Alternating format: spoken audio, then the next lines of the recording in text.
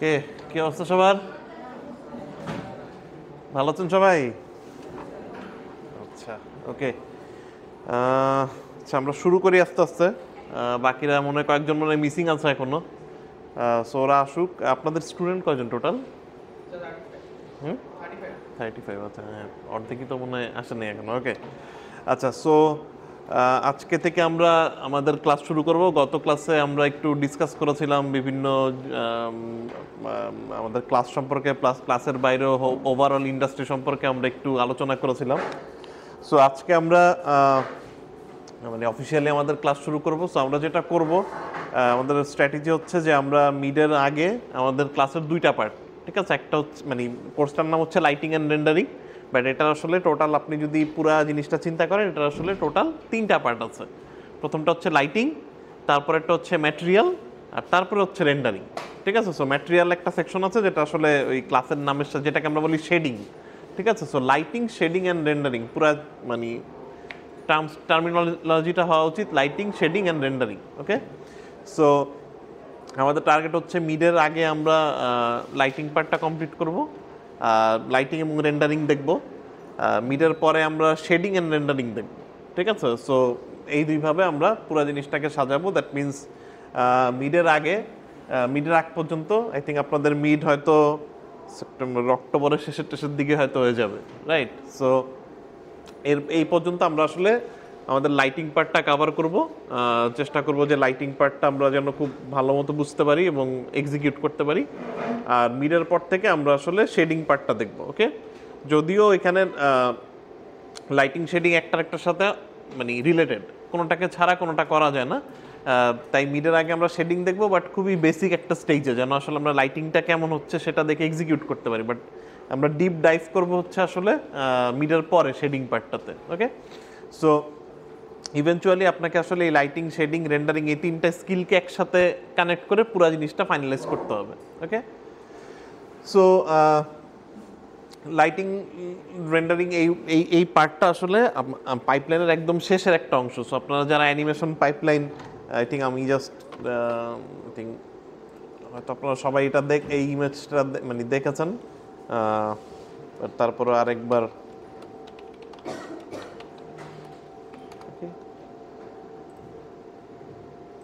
I think this is a very common production pipeline, যেটা আসলে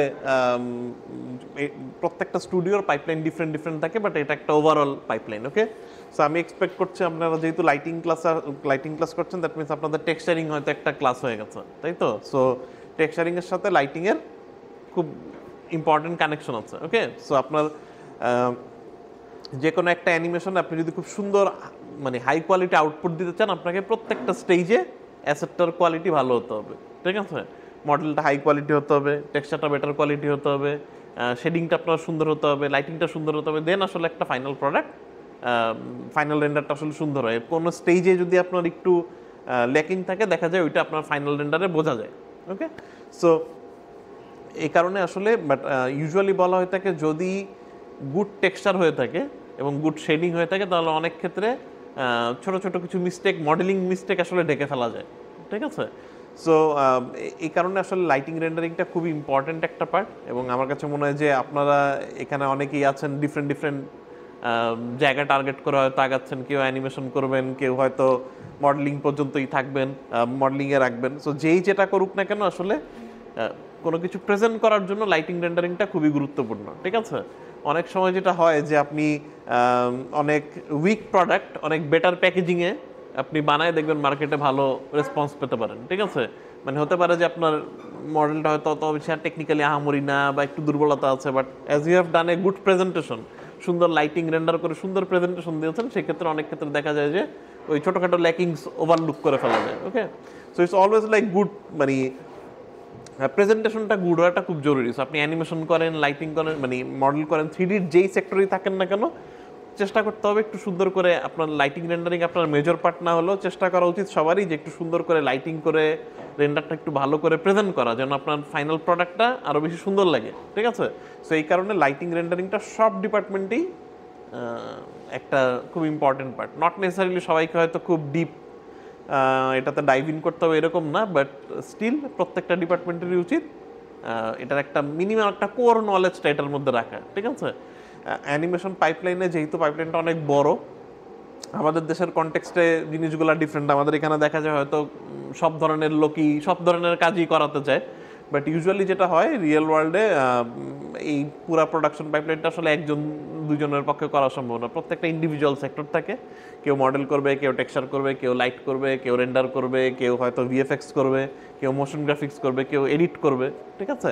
so এই পাইপলাইনগুলোর মানে এই পাইপলাইনগুলোতে আমাদের দেখা যায় যে কাজের মানে ভলিউমটা ডিফারেন্ট থাকে। সো লাইটিং রেন্ডারের ক্ষেত্রে যেটা হয়, যেগুলো যারা ছোট স্টুডিও, ধরেন আমাদের মতো স্টুডিও, মানে আমাদের ধরেন আর্টিস্ট সংখ্যা 20, সো আমাদের জন্য আসলে ইউজুয়ালি লাইটিং রেন্ডারিং এটা আসলে একজন আর্টিস্টই কাজটা করে, ঠিক আছে? লাইটিং শেডিং রেন্ডার এটা মানে একজন বলতে কি মানে একজন মানে তিনজন আমাদের এই কাজটা করে, বাট আসলে প্রত্যেকের অ্যাসাইন ডিউটি হচ্ছে লাইটিং রেন্ডার এবং শেডিং একসাথে করে সে, ঠিক আছে? এটা একসাথে মানে কম্বাইন স্কিল আর কি, ঠিক আছে? বড় বড় স্টুডিওগুলোতে যেখানে আরও বেশি আর্টিস্টের সংখ্যা আরও বেশি, তারা ইউজুয়ালি যেটা করে শেডিং পার্টটাকে আলাদা করে দেয়, সো দ্যাট একটা গ্রুপ অফ আর্টিস্ট তারা আসলে শেডিং পার্টে ডেডিকেটেড থাকে, আর একটা group of artist lighting and render করে, ঠিক আছে? আচ্ছা, এখানে আরেকটা এই তিনটা পার্টের সাথে আরেকটা হিডেন পার্ট আছে যেটার নাম হচ্ছে অ্যাসেম্বলি, ঠিক আছে? এই অ্যাসেম্বলি সম্পর্কে আপনারা খুব বেশি জানবেন না আনলেস আপনি কোনো একটা রিয়েল স্টুডিওতে কাজ না করেন, ওকে? অ্যাসেম্বলি কি জিনিস? অ্যাসেম্বলি হচ্ছে যে মডেলার মডেল করলো, অ্যানিমেটর অ্যানিমেশন করলো, ভিএফএক্স আর্টিস্ট ভিএফএক্স বানাইলো, এগুলাকে someone has to put this all things together, ঠিক আছে? কাউকে আসলে মডেলার থেকে মডেল, অ্যানিমেটর থেকে অ্যানিমেশন সব কিছুকে নিয়ে এক জায়গায় এনে রাখতে হবে, ওকে? এক জায়গায় কম্পোজিশন না, ঠিক কম্পোজিশন হচ্ছে রেন্ডারের আগের পার্ট, কম্পোজিটর ডিফারেন্ট। এটাকে বলা হয় অ্যাসেম্বলি আর্টিস্ট, যে হচ্ছে প্রত্যেকটা আর্টিস্ট থেকে র 3D অ্যাসেটগুলোকে একটা সিনে অ্যাসেম্বল করবে, ঠিক আছে? ধরেন সাপোজ আপনার একটা সিন আছে, সো ধরেন আমি যদি একটা রিয়েল ওয়ার্ল্ড সিন বলি, ধরেন আপনি এই ক্লাসরুমের একটা অ্যানিমেশন করবেন, সো এই ক্লাসরুমের কোনো দুইজন মিলে এই সব টেবিল চেয়ার মডেল করলো, রাইট? একজন ধরেন সেগুলোকে সব টেক্সচার করলো, টেবিল চেয়ার এগুলো সব টেক্সচার করলো। সো ধরেন ফ্যানগুলা ঘুরছে, সো অ্যানিমেটর ফ্যান ঘোরালো, বা ধরেন এখানে কেউ হাঁটাহাঁটি করছে তাকে নিয়ে আসো, ক্যারেক্টার আর্টিস্টে কোনো ক্যারেক্টার বিল্ড করলো, রিগ করলো। সো আলটিমেটলি একজনকে এই সব জিনিসগুলা কম্বাইন করে একটা জায়গায় নিয়ে আসতে হয়, ওকে? যেগুলা কম্বাইন করে তাকে শুধুমাত্র জাস্ট এনে বসায় দিলেই হবে না, তাকে কয়েকটা জিনিস খেয়াল রাখতে হবে। সিন ভারী হয়ে যাচ্ছে কিনা, কেউ কোনো ঝামেলা করেছে কিনা এই জায়গাতে, মানে সে মডেল দিয়েছে বাট মডেলের প্রবলেম আছে, এটা অ্যাসেস করা, বা অ্যানিমেশনটা যে ফরম্যাটে দিয়েছে ওই ফরম্যাটে এখানে আনলে ভারী হয়ে যাবে কিনা এগুলো অ্যাসেস করা। সো আসলে অনেক ক্ষেত্রে দেখা যায় অ্যাসেম্বলি এই রেন্ডার মানে এটা বলার উদ্দেশ্য এই ক্ষেত্রে যে ছোট স্টুডিওগুলোতে অ্যাসেম্বলি আর্টিস্টও খুব কম থাকে। ইউজুয়ালি যারা লাইটিং রেন্ডারিং করে তাদেরকে এই অ্যাসেম্বলির হেডেকটা নিতে হয়, ঠিক আছে? তাকেই অ্যাসেম্বলি করতে হয়, কারণ আপনি যখন অ্যাসেম্বলি করবেন তখন আপনি যেহেতু লাইটিং রেন্ডার শেডিং করবেন, আপনি বুঝবেন যে আসলে অ্যাসেম্বলি করতে গেলে কি কি প্রবলেম হতে পারে, ওকে? সো দ্যাটস হাউ আসলে এই লাইটিং রেন্ডারিং ইয়েটা আসলে রিয়েল ওয়ার্ল্ড ইমপ্লিকেশন হয়। সো যারা আপনারা এটা নিয়ে জাস্ট ডেডিকেটেড লাইটিং রেন্ডারিং শেডিংয়ে কাজ করতে চান, তাদেরকে এই কয়েকটা জিনিস সম্পর্কে কোর আইডিয়া থাকতে হবে। এক, অ্যাসেম্বল করা, 5 জনের জিনিসপত্র এনে একটা সিনে এনে সেটাকে আসলে শুধু আনলেই হবে না, সেটাকে ইফিসিয়েন্টলি ম্যানেজ করতে হবে, ঠিক আছে? এই ভারী ভারী মডেলার ভারী ফাইল দিবে, অ্যানিমেটরও তার অনেক কি ফ্রেমওয়ালা ফাইল দিবে, সেগুলোকে একটা জায়গায় এনে এগুলো ঠিক মতো কাজ করতেছে কিনা এই জায়গাগুলোকে তাকে এনশিওর করতে হবে। তাকে মেক শিওর করতে হবে টেক্সচার আর্টিস্ট থেকে যে টেক্সচারগুলো সে বানায় দিছে ওগুলোকে একটা প্রপার ম্যাটেরিয়ালের থ্রুতে তাকে এটা প্রোভাইড করতে হবে। আপনারা যখন সাবস্টেন্স বানাবেন, সাবস্টেন্স পেন্টারে আপনারা তো প্রিডিশিওর সাবস্টেন্স পেন্টারে কাজ করেছেন, ওইখান থেকে যখন আপনি আউটপুট দিবেন ওইখান থেকে তো আসলে ইমেজ আউটপুট হয়, বিভিন্ন টেক্সচার আউটপুট হয়, রাইট? বেস কালার, নর্মাল, আপনার রাফনেস, এই ম্যাপগুলোকে একটা ম্যাটেরিয়াল থ্রুতে প্লাগ করে আমরা আসলে মেইন ইয়েটা নিয়ে আসি, ঠিক আছে?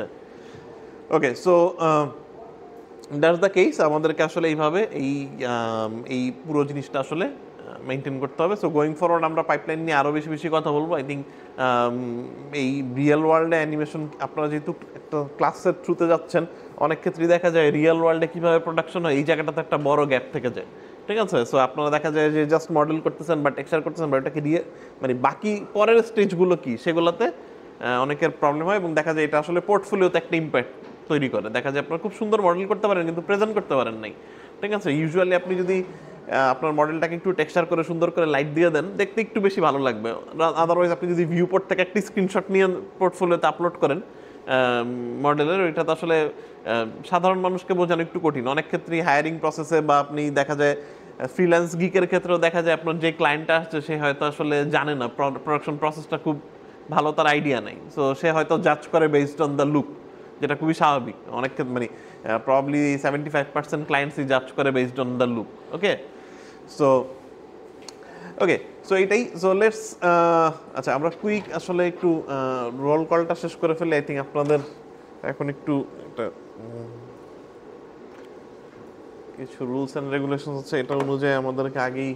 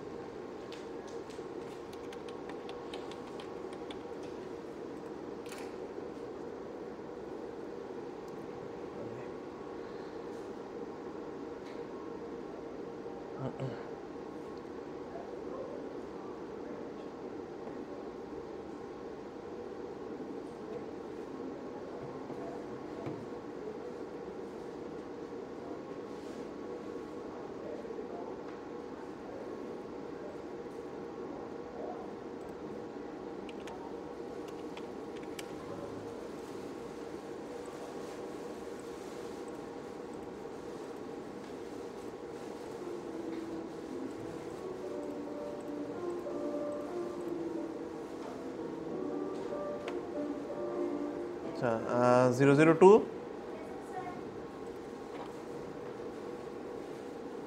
005 007 010 011 012 013 015 017 019 021 022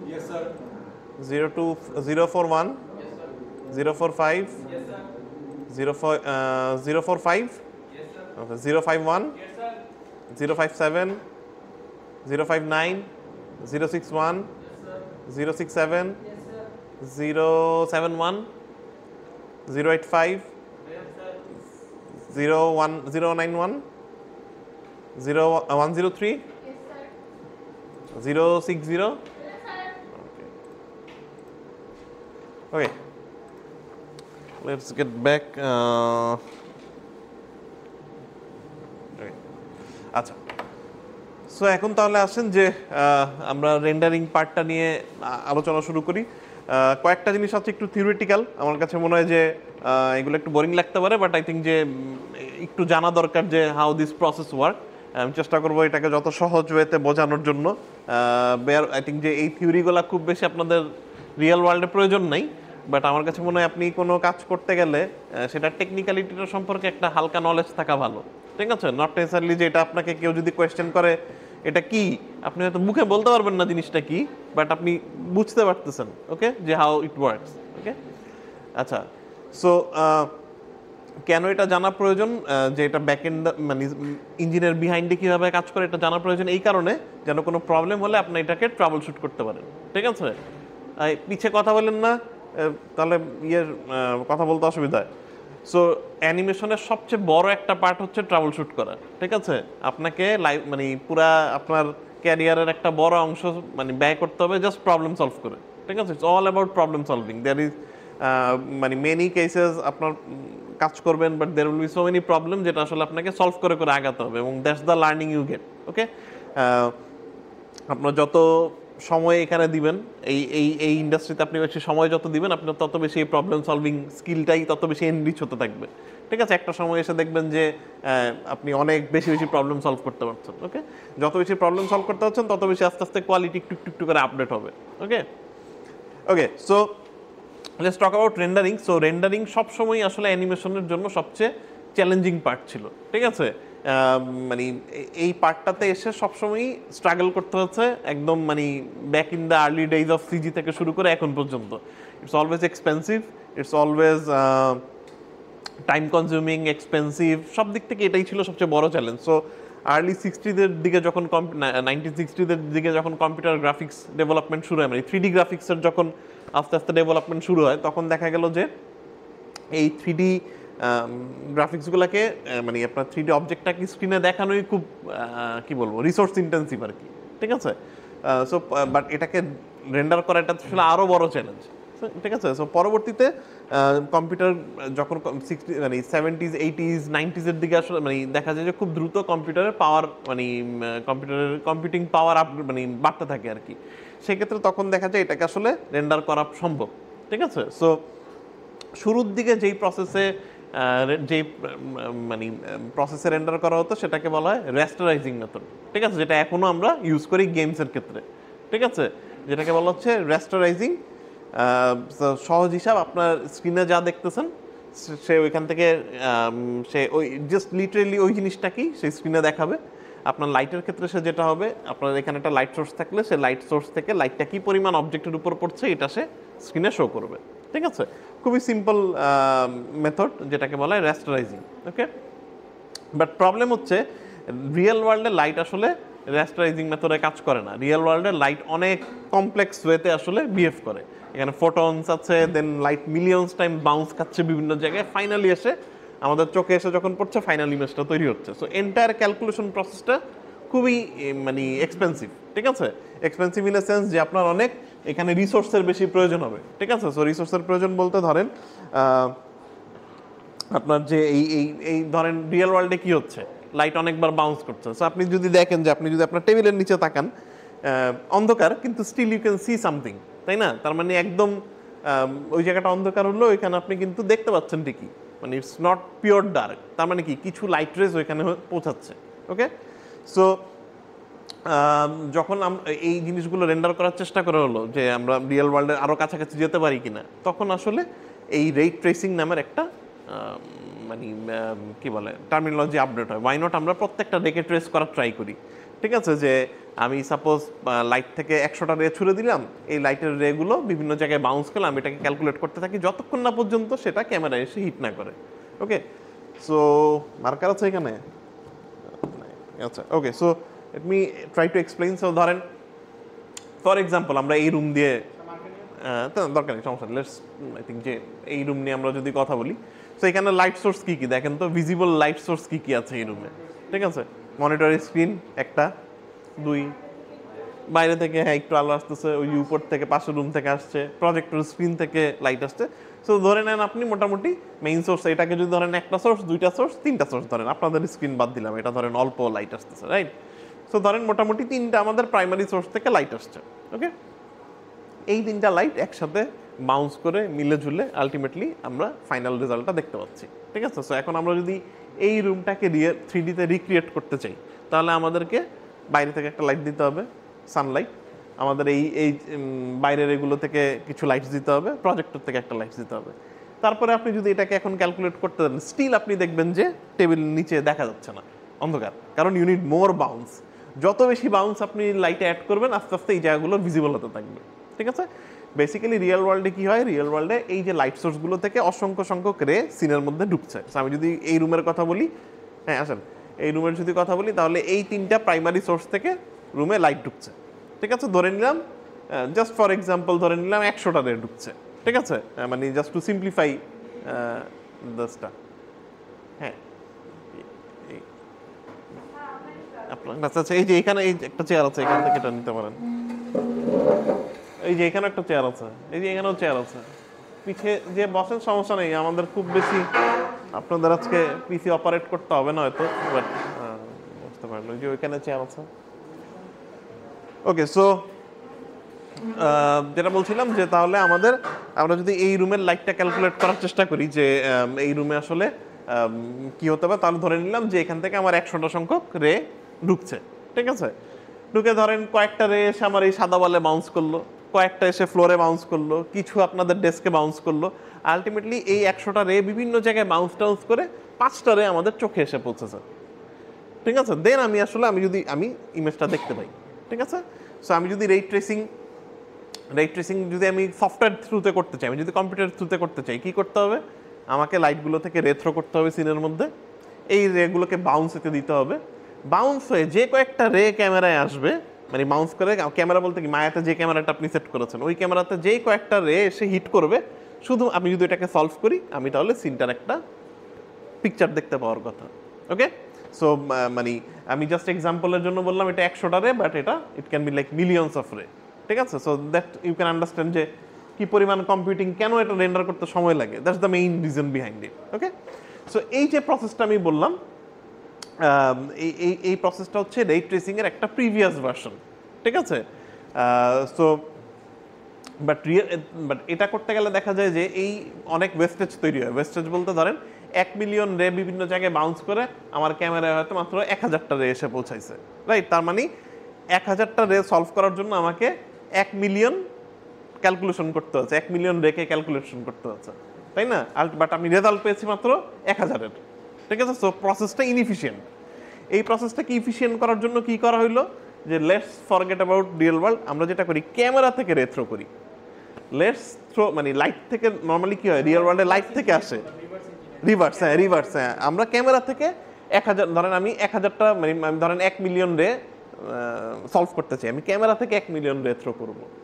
ক্যামেরা থেকে থ্রো করে কি হবে, ক্যামেরার রেগুলো ফার্স্টে ওয়ালে টালে বিভিন্ন জায়গায় বাড়ি খাবে, এই রুমের বিভিন্ন ওয়ালে, ফ্লোরে, আপনাদের ডেস্কে বাড়ি খাবে, খেয়ে আলটিমেটলি বিভিন্ন জায়গায় বাড়িটা দিকে কিছু সংখ্যক রে লাইটগুলোতে চলে যাবে, তাই না? আগে তো লাইট থেকে রে আসছিল, এখন রেগুলো বাউন্সকে লাইটে চলে যাবে। যখন লাইটে চলে যাবে তখন আমি সেই ইনফরমেশনগুলো ক্যালকুলেট করলে ওই জায়গায় লাইটের ব্রাইটনেস, লাইটের ইন্টেন্সিটি, এই জিনিসগুলো পাবো। সো আলটিমেটলি এইটা যে দাঁড়ালো তখন ফাইনাল এটা হচ্ছে রে ট্রেসিং প্রসেস। ওকে, সো রে ট্রেসিং প্রসেসে কি হয়, ক্যামেরা থেকে একটা নাম্বার অফ রেইজ আমরা থ্রো করব, যেটা আমরা সেট করে দিব যে আমরা কি পরিমাণ রেইজ ক্যালকুলেট করতে চাই, আমাদের স্পেসিফিক নাম্বার অনুযায়ী আমরা সলভ করে দিই। আমরা যত বেটার কোয়ালিটির আউটপুট চাই তত বেশি সংখ্যক আমাদের প্রয়োজন হবে, যত মানে নয়েজ ফ্রি ইমেজ জেনারেট করতে চাই আমাদেরকে তত বেশি রে থ্রো করতে হবে সিনের মধ্যে। ওকে, সো আলটিমেটলি আমরা যদি ক্যামেরা থেকে রে থ্রো করি আমাদের ওয়েস্টেজের পরিমাণ অনেক কম হবে। ঠিক আছে, কারণ আমরা জানি যে কতটা রে দিয়ে আমরা ক্যালকুলেশনটা করতে যাচ্ছি। সো বাট এটা আমি খুব সাধারণ ওয়েতে বোঝাইলাম, এখানে আসলে আরও অনেক কমপ্লিকেশনস আছে। যেমন ধরেন স্টিল এই প্রসেসটা যখন ইমপ্লিমেন্ট করা হইলো, ফার্স্ট এটার ইমপ্লিমেন্টেড ফিল্ম হচ্ছে toy story. So toy story 1 দেখেছেন সবাই? ওকে, টয় স্টোরি 1-এ প্রথমবারের মতন এই রে ট্রেসিং টেকনোলজি ইমপ্লিমেন্ট করা হয়। সো তখনকার সময় ইট ওয়াজ লাইক অ্যামেজিং। ঠিক আছে, মানে এত সুন্দর রেন্ডার, কম্পিউটার গ্রাফিক্সে যে এত সুন্দর রেন্ডার করা পসিবল, এটা আসলে ফার্স্ট রে ট্রেসিং ইঞ্জিনের ইমপ্লিমেন্টেশন ওই জায়গাতেই। এছাড়াও বিভিন্ন, তার আগে এমন না যে ওইটাই প্রথম প্রজেক্ট যেখানে এটা করা হয়েছে, ছোট ছোট অন্যান্য প্রজেক্ট হচ্ছে, বাট এরকম বড় স্কেলে ওইটাই ফার্স্ট রে ট্রেসিং মেথড। ওকে, বাট আপনি যদি এখন টয় স্টোরি দেখেন আপনার কাছে মনে হবে it doesn't look real.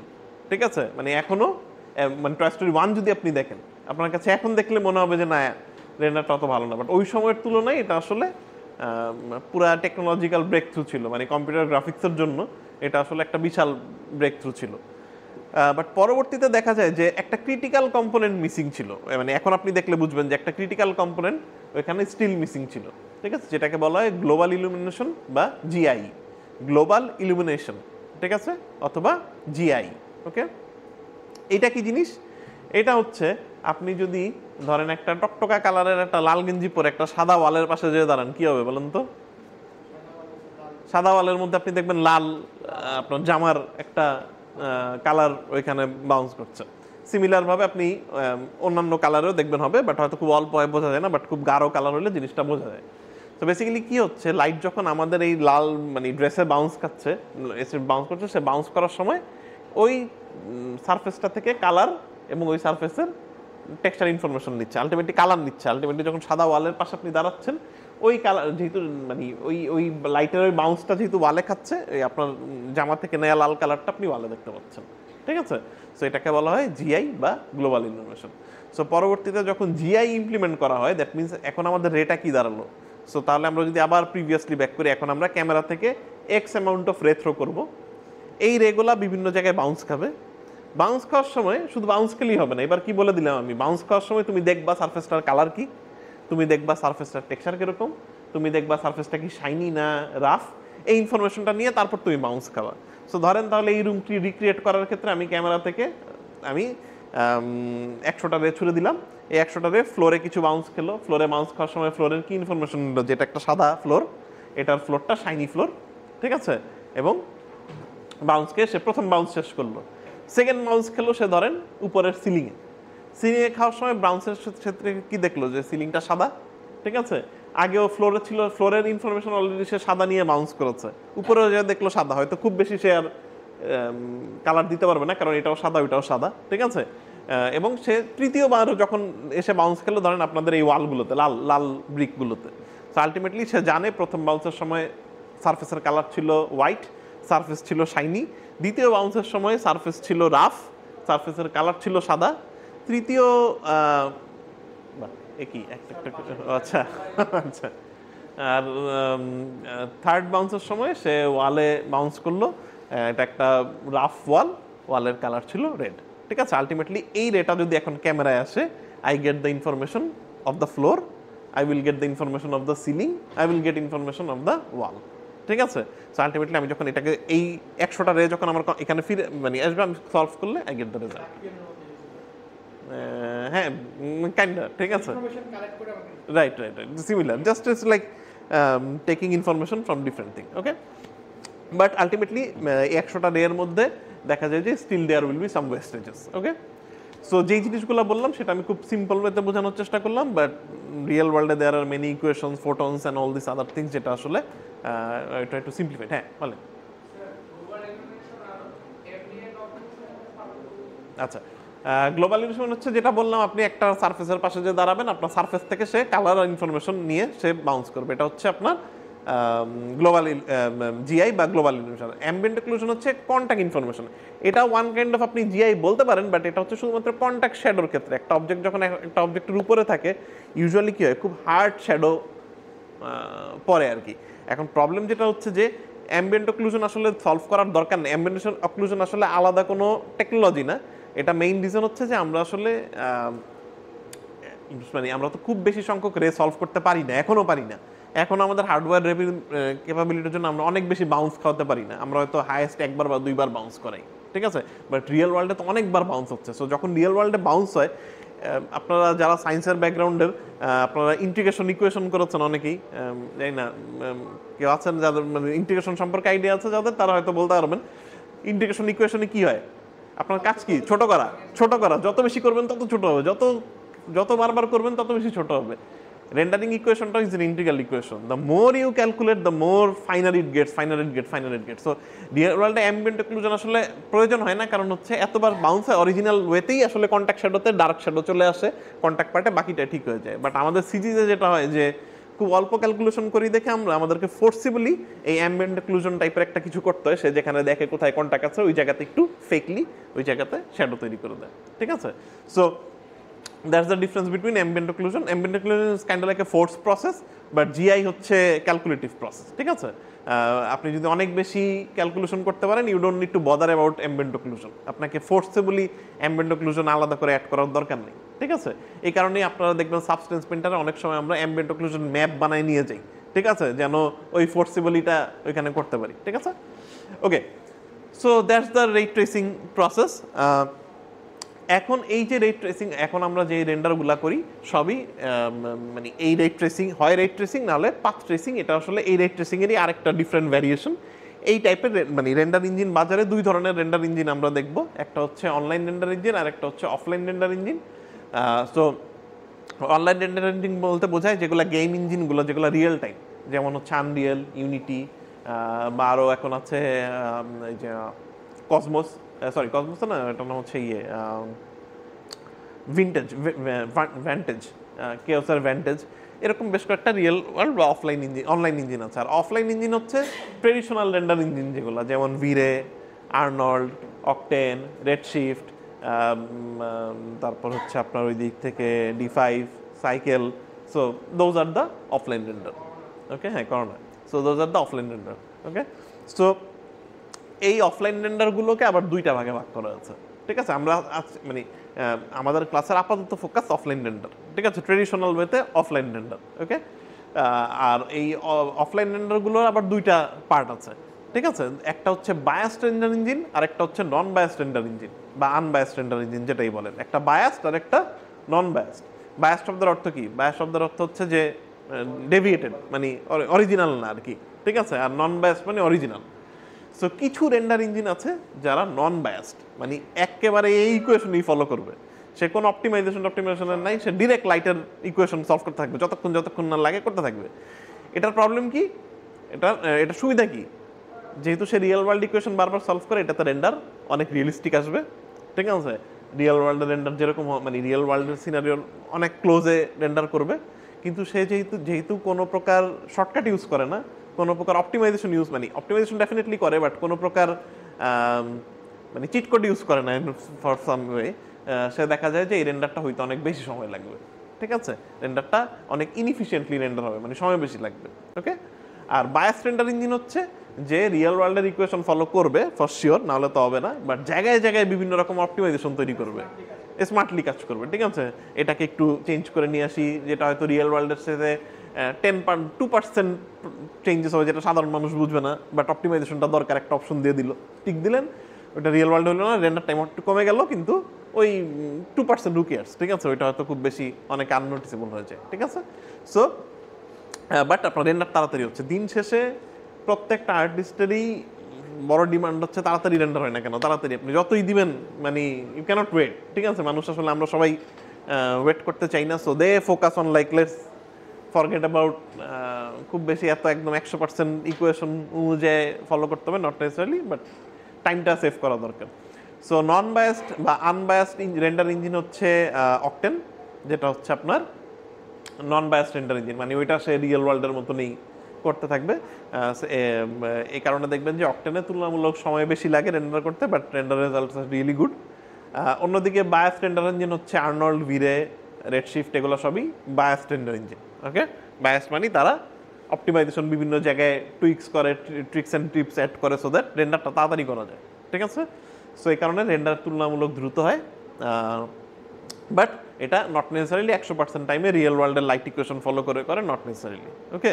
But in most কেসেসে তারা ডেফিনেটলি ওই ইকুয়েশনেই কাজ করে, মানে লাইক ফর সে লাইক 95% বা 90% টাইমে তারা ওই ইকুয়েশন অনুযায়ী কাজ করে, but they put some optimization on top of it, okay? ভালো খারাপ বলতে কিছু নাই, ঠিক আছে? আগে সবচেয়ে বড় জিনিস যেটা মাথা থেকে বের করতে হবে, যে আমাদের এখানে একটা মিসকনসেপশন, আমি জানি না এখনো আছে কিনা, বাট আমাদের সময় খুবই ছিল যে জিজ্ঞেস করতো সে কে কোন রেন্ডার ইঞ্জিনে কাজ করে, এটা তো ভালো না, এটা ভালো, এটায় কাজ না করতে পারলে আসলে ওই লেভেলে নিয়ে যাওয়া যাবে না, এরকম একটা মিথ টাইপের ছিল, ঠিক আছে? বাট আমার কাছে মনে হয় এখন প্রত্যেকটা রেন্ডার ইঞ্জিনই এমন একটা জায়গায় আছে যে আপনি কোনোটাকে ফেলে বলতে পারবেন না যে এটা ভালো না, এটাই সমস্যা, এরকম কিছু নাই। It's all about you. হ্যাঁ, আপনার স্কিলের উপর ডিপেন্ড করতেছে আপনি এটাকে কত পুশ করতে পারে, এবং এটা অনেকটা মার্কেটিং, মানে it's all about marketing and money making, ঠিক আছে? প্রত্যেকটা রেন্ডার ইঞ্জিন ডিফারেন্ট আর্টিস্ট গ্রুপকে টার্গেট করে তারা মার্কেটিং ক্যাম্পেইন চালায়, ঠিক আছে? সো দ্যাট এবং তাদের প্রোডাক্ট টুলস ওই ক্যাটাগরিরই, সো দেখা যায় যে তারা যেন ওই জায়গাটাকে তাড়াতাড়ি ধরতে পারে, কারণ খুব তাড়াতাড়ি তারা বুঝে গেছে যে মার্কেটে আসলে মানে এই রেন্ডার টেকনোলজিটা এমন না যে এটা এখন খুব ডিফিকাল্ট কিছু। একটা সময় ছিল যে এটা খুব গ্রাউন্ড ব্রেকিং টেকনোলজি ছিল, বাট এখনকার সময়ে এসে এটা কিন্তু আর ওই রকম, ডেফিনেটলি ইটস ভেরি হার্ড, আপনি মানে it's very difficult to write a রে ট্রেসিং ইঞ্জিন, বাট আপনি এখনকার সময় এসে যেটা হয়েছে যে basically they are all playing with the same balls, ঠিক আছে? মানে একই মাঠে সবাই খেলতেছে, so how they can differentiate themselves, they try to market the product in different way, so that বিভিন্ন আর্টিস্ট তাদের ইয়েটা বেশি পিক করে। যেমন ভিরে ফোকাস করে আর্কিটেকচার, যারা আর্কিটেক্ট আছেন, আর্কিটেকচার রেন্ডার এসবের ভিরের মার্কেটিং ক্যাম্পেইন আপনাদের ওয়েবসাইটে গেলে দেখবেন যে সুন্দর বিল্ডিং, সুন্দর ব্রিজ, সুন্দর দেখলি মনে হবে ওই জায়গায় ফোকাস। তাহলে কি ভিরেতে অ্যানিমেশন রেন্ডার করা যায় না? আমরা তো টুমোরো ভিরেতে করছি, ঠিক আছে? So you can do everything on, মানে প্রত্যেকটাতে করা যায়। আপনি রেড শিফটে যাবেন, দেখবেন ওরা প্রোডাক্ট নিয়ে খুব করতেছে, রিয়েল মানে প্রোডাক্ট ভিজুয়ালাইজেশনে তারা অনেক ফোকাস, তারা করোনাও যেমন আর্কিটেকচার ফোকাস রেন্ডারিং। অন্যদিকে আপনি আর্নল্ডের ওয়েবসাইটে যাবেন বা রেন্ডারম্যানের ওয়েবসাইটে যাবেন, দেখবেন অ্যানিমেশনকে তারা ফোকাস করতেছে, মোরল লাইক তারা অ্যানিমেশন সেন্ট্রিক ফোকাস দিচ্ছে যে এটাতে অ্যানিমেশন বেটার হয়। So it's all about marketing gimmick. আপনি প্রত্যেকটা রেন্ডার ইঞ্জিনেই যে কোনো কিছু করতে পারবেন। আপনি you can do really good render in animation render in VRay, similar goes to আপনি রেড শিফটে খুব সুন্দর আর্কিটেকচার রেন্ডারও করতে পারবেন, ঠিক আছে? প্রত্যেকটা জিনিস করা যায়, but they market in a different way, so that আপনার সব আর্টিস্টের পিছে না দৌড়ায়, তার একটা ফোকাস গ্রুপ অফ পিপলকে দৌড়ায়, মানে পিপলকে টার্গেট করে এবং ওই এন্ডে জিনিসগুলোকে বিল্ড করে, ঠিক আছে? সো দ্যাট তাহলে একটা আইডিয়া ভুলে যান যে সেটা হচ্ছে এই রেন্ডার ইঞ্জিন ভালো, এটাই রিয়েল ওয়ার্ল্ডে বেশি হবে, খারাপ হবে। প্রত্যেকটা রেন্ডার ইঞ্জিনেই তাদের কিছু প্রজ আছে, কিছু কনস আছে, কিছু ভালো জায়গা আছে, কিছু খারাপ জায়গা আছে। Being an artist you always have to decide your own tool, ঠিক আছে? এটা খুবই জরুরি। I don't want to force any tool to you, ঠিক আছে? আনলেস আপনি কোনো স্টুডিওতে যাচ্ছেন, আপনার উপরে এখন টুলস ফোর্স করার কোনো মানে হয় না, ঠিক আছে? You have to be flexible. আপনি 4-5টা জিনিস ট্রাই করবেন এখন। আপনার বন্ধু ভিরে ইউজ করতেছে, আমি বললাম ভিরে, আপনি যদি ভিরেতে আপনি কাজ না করতে পারেন, আপনার যদি ভালো না লাগে, আপনি যদি মনে করেন এর আগে আপনি রেড শিফটে কাজ করছেন, ওটাতে আপনি অনেক comfortable, forget about VRay, you work in Redshift, ঠিক আছে? Similarly it goes with the DCC application as well, যে আপনাদের হয়তো শুরুর দিকে ম্যাক্স করেছেন, অনেকে ম্যাক্স অনেক বেশি কমফোর্টেবল, মায়া থেকেও কমফোর্টেবল, সো আপনি ম্যাক্সে কাজ করেন। মানে দের ইজ নাথিং যে আনলেস আপনি কোনো স্টুডিওতে না যেতেছেন ততক্ষণ পর্যন্ত এটা খুব বেশি আপনাকে বদার করবে না, রাইট? সো আপনি যদি স্টুডিওতে যান, স্টুডিওতে কি হবে? স্টুডিওর নিজস্ব পাইপলাইন আছে, তাই না? সো ওরা, আপনি ম্যাক্স পারেন, ওরা সারা জীবন মায়াতে কাজ করে আসছে, ওরা তো সবাই মিলে এখন ম্যাক্সে চলে যাবে না, ঠিক আছে? সো ওরা হচ্ছে আপনাকে এখন ওই মানে ওই মায়াতে কমফোর্টেবল হতে হবে, ঠিক আছে? So that's how you target, মানে এটা টার্গেট কীভাবে করবেন। সো এবং এই কারণে this is the best time আপনাদের, যেহেতু এখন আপনার স্টুডেন্ট আছেন, this is the time you can experiment with different software, ঠিক আছে? আপনি মায়া দেখেন, আপনি সিনেমা 4D দেখেন, 2-3টা সফটওয়্যার আপনি দেখেন আগে, যে কোনটাতে আপনার ভালো লাগে, যেটা ক্লাসে পড়াচ্ছে ডেফিনেটলি ওইটা ফলো করলেন, ওইটার পাশাপাশি অ্যাটলিস্ট আরেকটা সফটওয়্যার দেখেন, ঠিক আছে? হাইলি এখনকার সময়ে এসে একটু জিনিসপত্র খুব ড্রাস্টিক্যালি চেঞ্জ হইতেছে। উই নিড টু অলসো, আমাদের প্রত্যেককেই উচিত একটু সময়ের সাথে নিজেদেরকে একটু মানে কানেক্টেড রাখা আর কি, ঠিক আছে? সো দ্যাট ক্লাসে যেহেতু আপনারা মায়া করতেছেন, ইনডেফিনেটলি আপনি মায়া শিখেই যাবেন, but try to have another option. Why not have Blender, or why not have some exposure in Unreal Engine, ঠিক আছে? So to have some exposure in at least 1 or 2 other tools, ঠিক আছে? এইটা আমাদের এখানে একটু কম হলে বাইরে এটার প্রচলন খুব বেশি, ঠিক আছে? যে আপনারা যত দ্রুত, মানে 1-2টা সফটওয়্যার একটু বেশি নলেজ থাকাটা খুব ইম্পর্টেন্ট, সেটা যে কোনো আরেকটা ডিসিসি যাওয়া খুব ইম্পর্টেন্ট। আপনারা চেষ্টা করবেন যে আপনাদের কোর্স কারিকুলাম যেটাতে করা হচ্ছে ওটাতে আপনারা করতেছেন, এর বাইরে যে কোনো একটা পিক করতে পারেন, ঠিক আছে? আপনার যদি ফোকাস হয় আপনি খুব প্রোডাক্ট নিয়ে কাজ করতে চান, লোকাল মার্কেটে মানে ভিজুয়ালেশন নিয়ে কাজ করতে চান, অ্যাডভার্টাইজমেন্টে কাজ করতে চান, you should have Cinema 4D in your bag, ঠিক আছে? নট নেসেসারিলি আপনাকে সিনেমা 4Dতে এটা করতে হবে, জাস্ট ইন কেস আপনি যদি কোনো জায়গায় জবে ঢুকেন, দেয়ার ইজ লাইক 90% চান্স ওই স্টুডিওতে প্রোডাক্টের কাজ আসলে সিনেমা 4Dতেই হয়। আপনি যদি ভিএফএক্স টার্গেট করেন, যে আমি ভিএফএক্সে ইয়ে করতে চাই, দের ইজ হাই পসিবিলিটি যে একটা সময় যে আপনাকে হুদিনি শিখতে হবে, ঠিক আছে? দের ইজ না, মানে হুদিনির, মানে ভিএফএক্সের জন্য হুদিনি ইজ লাইক কি বলে, it's a very top tier software, ঠিক আছে? মানে every big studio they use Houdini because of their tools and flexibility. Houdini is completely in a different game, মানে ball game than any other software. এটা একটু differently work করে, it's very difficult, মানে এটা learning কার্ভটাও খুবই স্টিফ, but কাস্টমাইজেশনের অনেক বেশি। So but আপনি যদি আবার অ্যানিমেশন নিয়ে কাজ করতে চান, যে আমি ক্যারেক্টার ফোকাস অ্যানিমেশন করতে চাই, you should focus on Maya ক্লাসে, at the same time you should focus on Blender as well, because Blender is doing really well, free software, you can do amazing work in Blender as well. So আর render ইঞ্জিনের যে বিষয়টা, প্রত্যেকটা এই render engine আপনি ভিরে কিন্তু সব জায়গাতেই পাবেন, অন্যান্য সফটওয়্যারেও পাবেন, ঠিক আছে? You should at least learn to, কি বলে, 2টা আপনার রেন্ডার ইঞ্জিন সম্পর্কে জানা উচিত, একটা অফলাইন, একটা অনলাইন। অনলাইনে you can pick either Unreal Engine, is a very good choice, ঠিক আছে? I don't think there are many choices except Unreal Engine. আর হচ্ছে অফলাইন হিসেবে you can pick VRay, you can pick Arnold, you can pick Redshift, ঠিক আছে? ওকে ওকে, তাহলে সোফার বোঝা গেছে রেন্ডার ইঞ্জিন তাহলে দুই ভাগে, একটা বায়াসড, একটা নন বায়াসড, ওকে? আচ্ছা, সো এখন এর মধ্যে আমার আরো 2 ভাগ আছে, একটা হচ্ছে জিপিইউ আর একটা হচ্ছে সিপিইউ, ঠিক আছে? সো জিপিইউ সিপিইউ তো বুঝতেই পারতেছেন, যেটা জিপিইউ সেটা আপনার গ্রাফিক্স কার্ডে রেন্ডার হবে, আর যেটা সিপিইউ সেটা আপনার প্রসেসরে রেন্ডারটা হবে, ঠিক আছে? সো এখন যেটা হচ্ছে যে ডেফিনেটলি জিপিইউতে রেন্ডার অনেক ফাস্টার দেন সিপিইউ, ঠিক আছে। জিপিইউতে কম্পিউটিং পাওয়ার অনেক ড্রাস্টিক্যালি বেড়েছে, বাট এটারও কিছু সুবিধা আছে অসুবিধা আছে, ঠিক আছে। কি অসুবিধা আছে, শুরুতে আমরা যেটা দেখি, ইউজুয়ালি আমরা দেখি যে এই নতুন আসছে আমরা খুব এক্সাইটেড হয়ে যাই, বাট রিয়েল ওয়ার্ল্ড ইমপ্লিকেশনটা খুব ডিফারেন্ট। যে আমাদের অ্যানিমেশনের ক্ষেত্রে আপনি যদি টিউটোরিয়াল দেখেন, ভিডিও দেখেন, সবাই বলবে হ্যাঁ এটা অনেক রেন্ডার ভালো হচ্ছে, এটা বেটার, বাট আমার কাছে মনে হয় আমাদের ক্ষেত্রে টাইমের থেকেও বেশি ইম্পর্ট্যান্ট হচ্ছে স্টেবিলিটি, ঠিক আছে। স্টেবিলিটি ইন দ্য সেন্স যে ধরেন আপনি একটা স্টুডিওতে কাজ করতেছেন, আমাদের তো খুব মানে কি বলে অবাস্তব ডেডলাইন থাকে। বাংলাদেশে কাজ করতে গেলে আপনাকে অবাস্তব টাইম লাইনে কাজ করতে হবে, ঠিক আছে। অবাস্তব টাইম লাইনে বলতে বোঝাচ্ছি যে ধরেন আজকে ফাইল দিয়ে ক্লায়েন্ট কালকেই যাবে, ঠিক আছে, খুবই অবাস্তব টাইম লাইন, ঠিক আছে। সো এখন ইন সার্টেন ওয়ে আপনাকে অবাস্তব টাইম লাইনে কাজ করতে হয়, অনেক ক্ষেত্রে অনেক প্রজেক্টে করতে হয়, there no other way. So তাহলে অবাস্তব টাইম লাইনে কাজ করার ক্ষেত্রে আপনার কি দরকার, আপনার খুব কনফিডেন্স দরকার। আপনার রেন্ডার ইঞ্জিনের উপরে আপনার কনফিডেন্ট থাকা খুব জরুরি। কেন? আপনি রেন্ডার করতে দিয়ে গেছেন, সকালে এসে যদি দেখেন যে রেন্ডার হয় নাই বা আসে নাই ঠিক মতো, ওই দিন ডেলিভারি, তাহলে তো ধরেন হজবরল লেগে যাবে, ঠিক আছে। So you need to have really good faith on your render engine, ঠিক আছে। সো দ্যাটস ওয়াই অনেক ক্ষেত্রে আমরা খুব বেশি স্পিডের থেকেও স্টেবিলিটিটা প্রেফার করি, ঠিক আছে। সো অনেক ক্ষেত্রে আমরা এফোর্ড করতে পারি না, এটা একটা মানে এটাও একটা রিজন যে আমরা ওই যে দামি হার্ডওয়্যার পারি না দেখে, পাচ্ছি না দেখে আমরা লোয়ার টিয়ার দিয়ে কাজ করতেছি, এটা একটা প্রবলেম তো আছেই। বাট তারপরে স্টেবিলিটিটাও মাথায় রাখতে হবে।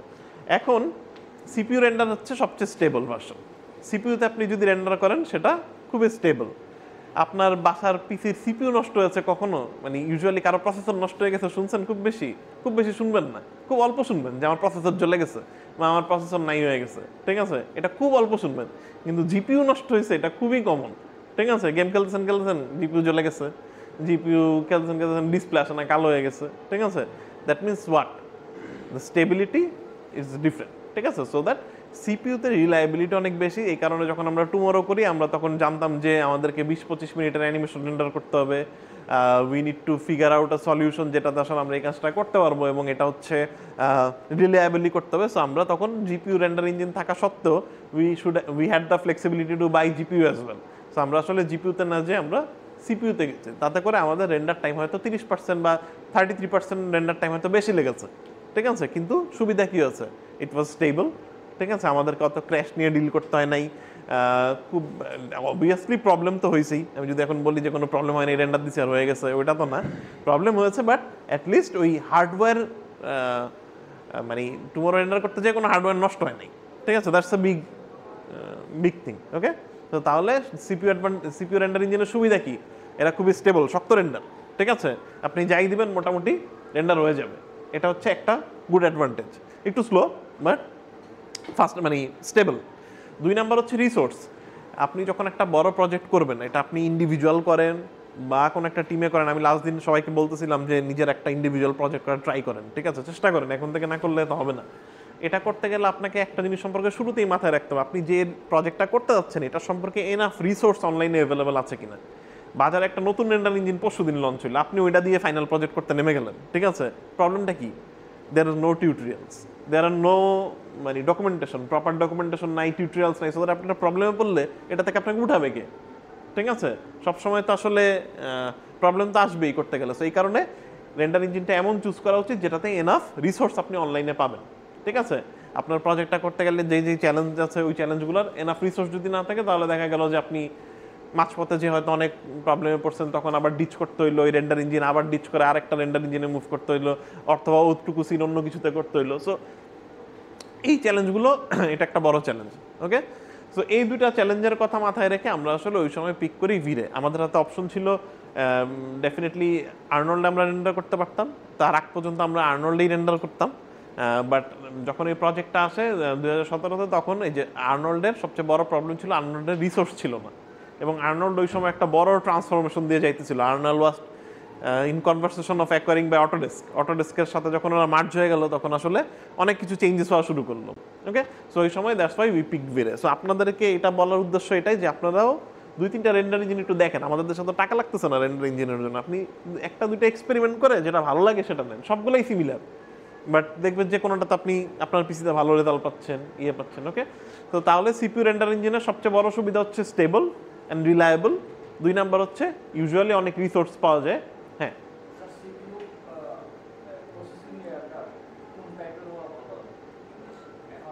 ভালোর তো শেষ নেই, আপনি যত দাম দিয়ে কিনবেন তত তাড়াতাড়ি হবে, তত ভালো হবে। এটা ডিপেন্ড করতেছে আপনার ক্যাপাবিলিটির উপরে, ঠিক আছে। মানে আমার রুল অফ থাম হচ্ছে যে আপনি তখনই পিসি আপগ্রেড করবেন যখন আপনি ওইটা আর্ন করতে পারতেছেন। মানে ইফ ইউ আর্ন মানে মানে ধরেন আপনি এটা লাইটিং মানে অ্যানিমেশন করে আপনি যেটা আর্ন করছেন ওইটা দিয়ে আপনি পিসি আপগ্রেড করার চেষ্টা করবেন আর কি, ঠিক আছে। বাট আপাতত যেটা আছে ওইটা দিয়েই কাজ করতে হবে। হয়তো 5 মিনিট পরে হইলো, আপনারটা 5 মিনিট সময় বেশি লাগলো, হু কেয়ারস। মানে এমন তো না যে কোয়ালিটি কম বেশি হবে, কোয়ালিটি কম বেশি হবে না, সময় খালি বেশি লাগবে, দ্যাটস ইট। আপনি সিপিইউতে যেভাবে রেন্ডার করেন, রেন্ডার একই দেখতে একই হবে। আমারটা হয়তো লাগলো 2 মিনিট, আপনি রেন্ডার করলে লাগলো 5 minute, that's the difference it is, ঠিক আছে। আপনি যদি ভালো আর্টিস্ট হয়ে থাকেন এমন হইতে পারে 2 মিনিট, মানে এরকম অসংখ্য রেজাল্ট আপনাদের ক্লাসেই পরীক্ষায় পাবেন বা প্রত্যেকবারই আমি পাই। They get like the biggest, মানে একদম ক্লাস শুরুর সাথে সাথেই নতুন পিসি কিনে কনগ্রাচুলেশন দিয়ে অস্থির, কিন্তু রেন্ডার দেখবেন একেবারে বাজে, ঠিক আছে। অন্যদিকে দেখবেন অনেকে একদম পটেটো কম্পিউটার দিয়ে একদম খুব সুন্দর রেন্ডার বানায় ফেলছে। It's all about how you approach everything. মানে সহজ হিসাব, limitation is a good thing. সবসময় মাথায় রাখবেন যে লিমিটেশন ব্যাড থিং না। আমরা অনেকে মনে করি যে আমার এই পিসি নাই দেখে আমার রেন্ডার হচ্ছে না, আমার এটা নাই দেখে, ক্যামেরা নাই দেখে ভালো আজকে আমি ফিল্ম বানায় ফেলতে পারতেছি না, অথচ ধরেন আপনার পকেটে ভালো ফোন আছে, ঠিক আছে। সো নাওয়াডেজ ওই লিমিটেশনটা নিয়ে আপনাকে চেষ্টা করতে হবে ওইটা অ্যাচিভ করা যায় কিনা, এবং এটা যদি যত কষ্ট হবে আপনার লার্নিং তত বেশি হবে। ওকে, তো তাহলে সিপিইউর সবচেয়ে বড় সুবিধা গেল তাহলে 2টা। এখন আসি জিপিইউর বিষয়ে আসি। জিপিইউর সুবিধা কি? জিপিইউতে তাড়াতাড়ি রেন্ডার হবে। ওকে, সো জিপিইউ তো যেহেতু জিপিইউতে আপনার ডেভেলপমেন্ট অনেক ফাস্ট হচ্ছে এবং জিপিইউর আর্কিটেকচার ডিফারেন্ট, জিপিইউতে অনেক তাড়াতাড়ি রেন্ডার হয়।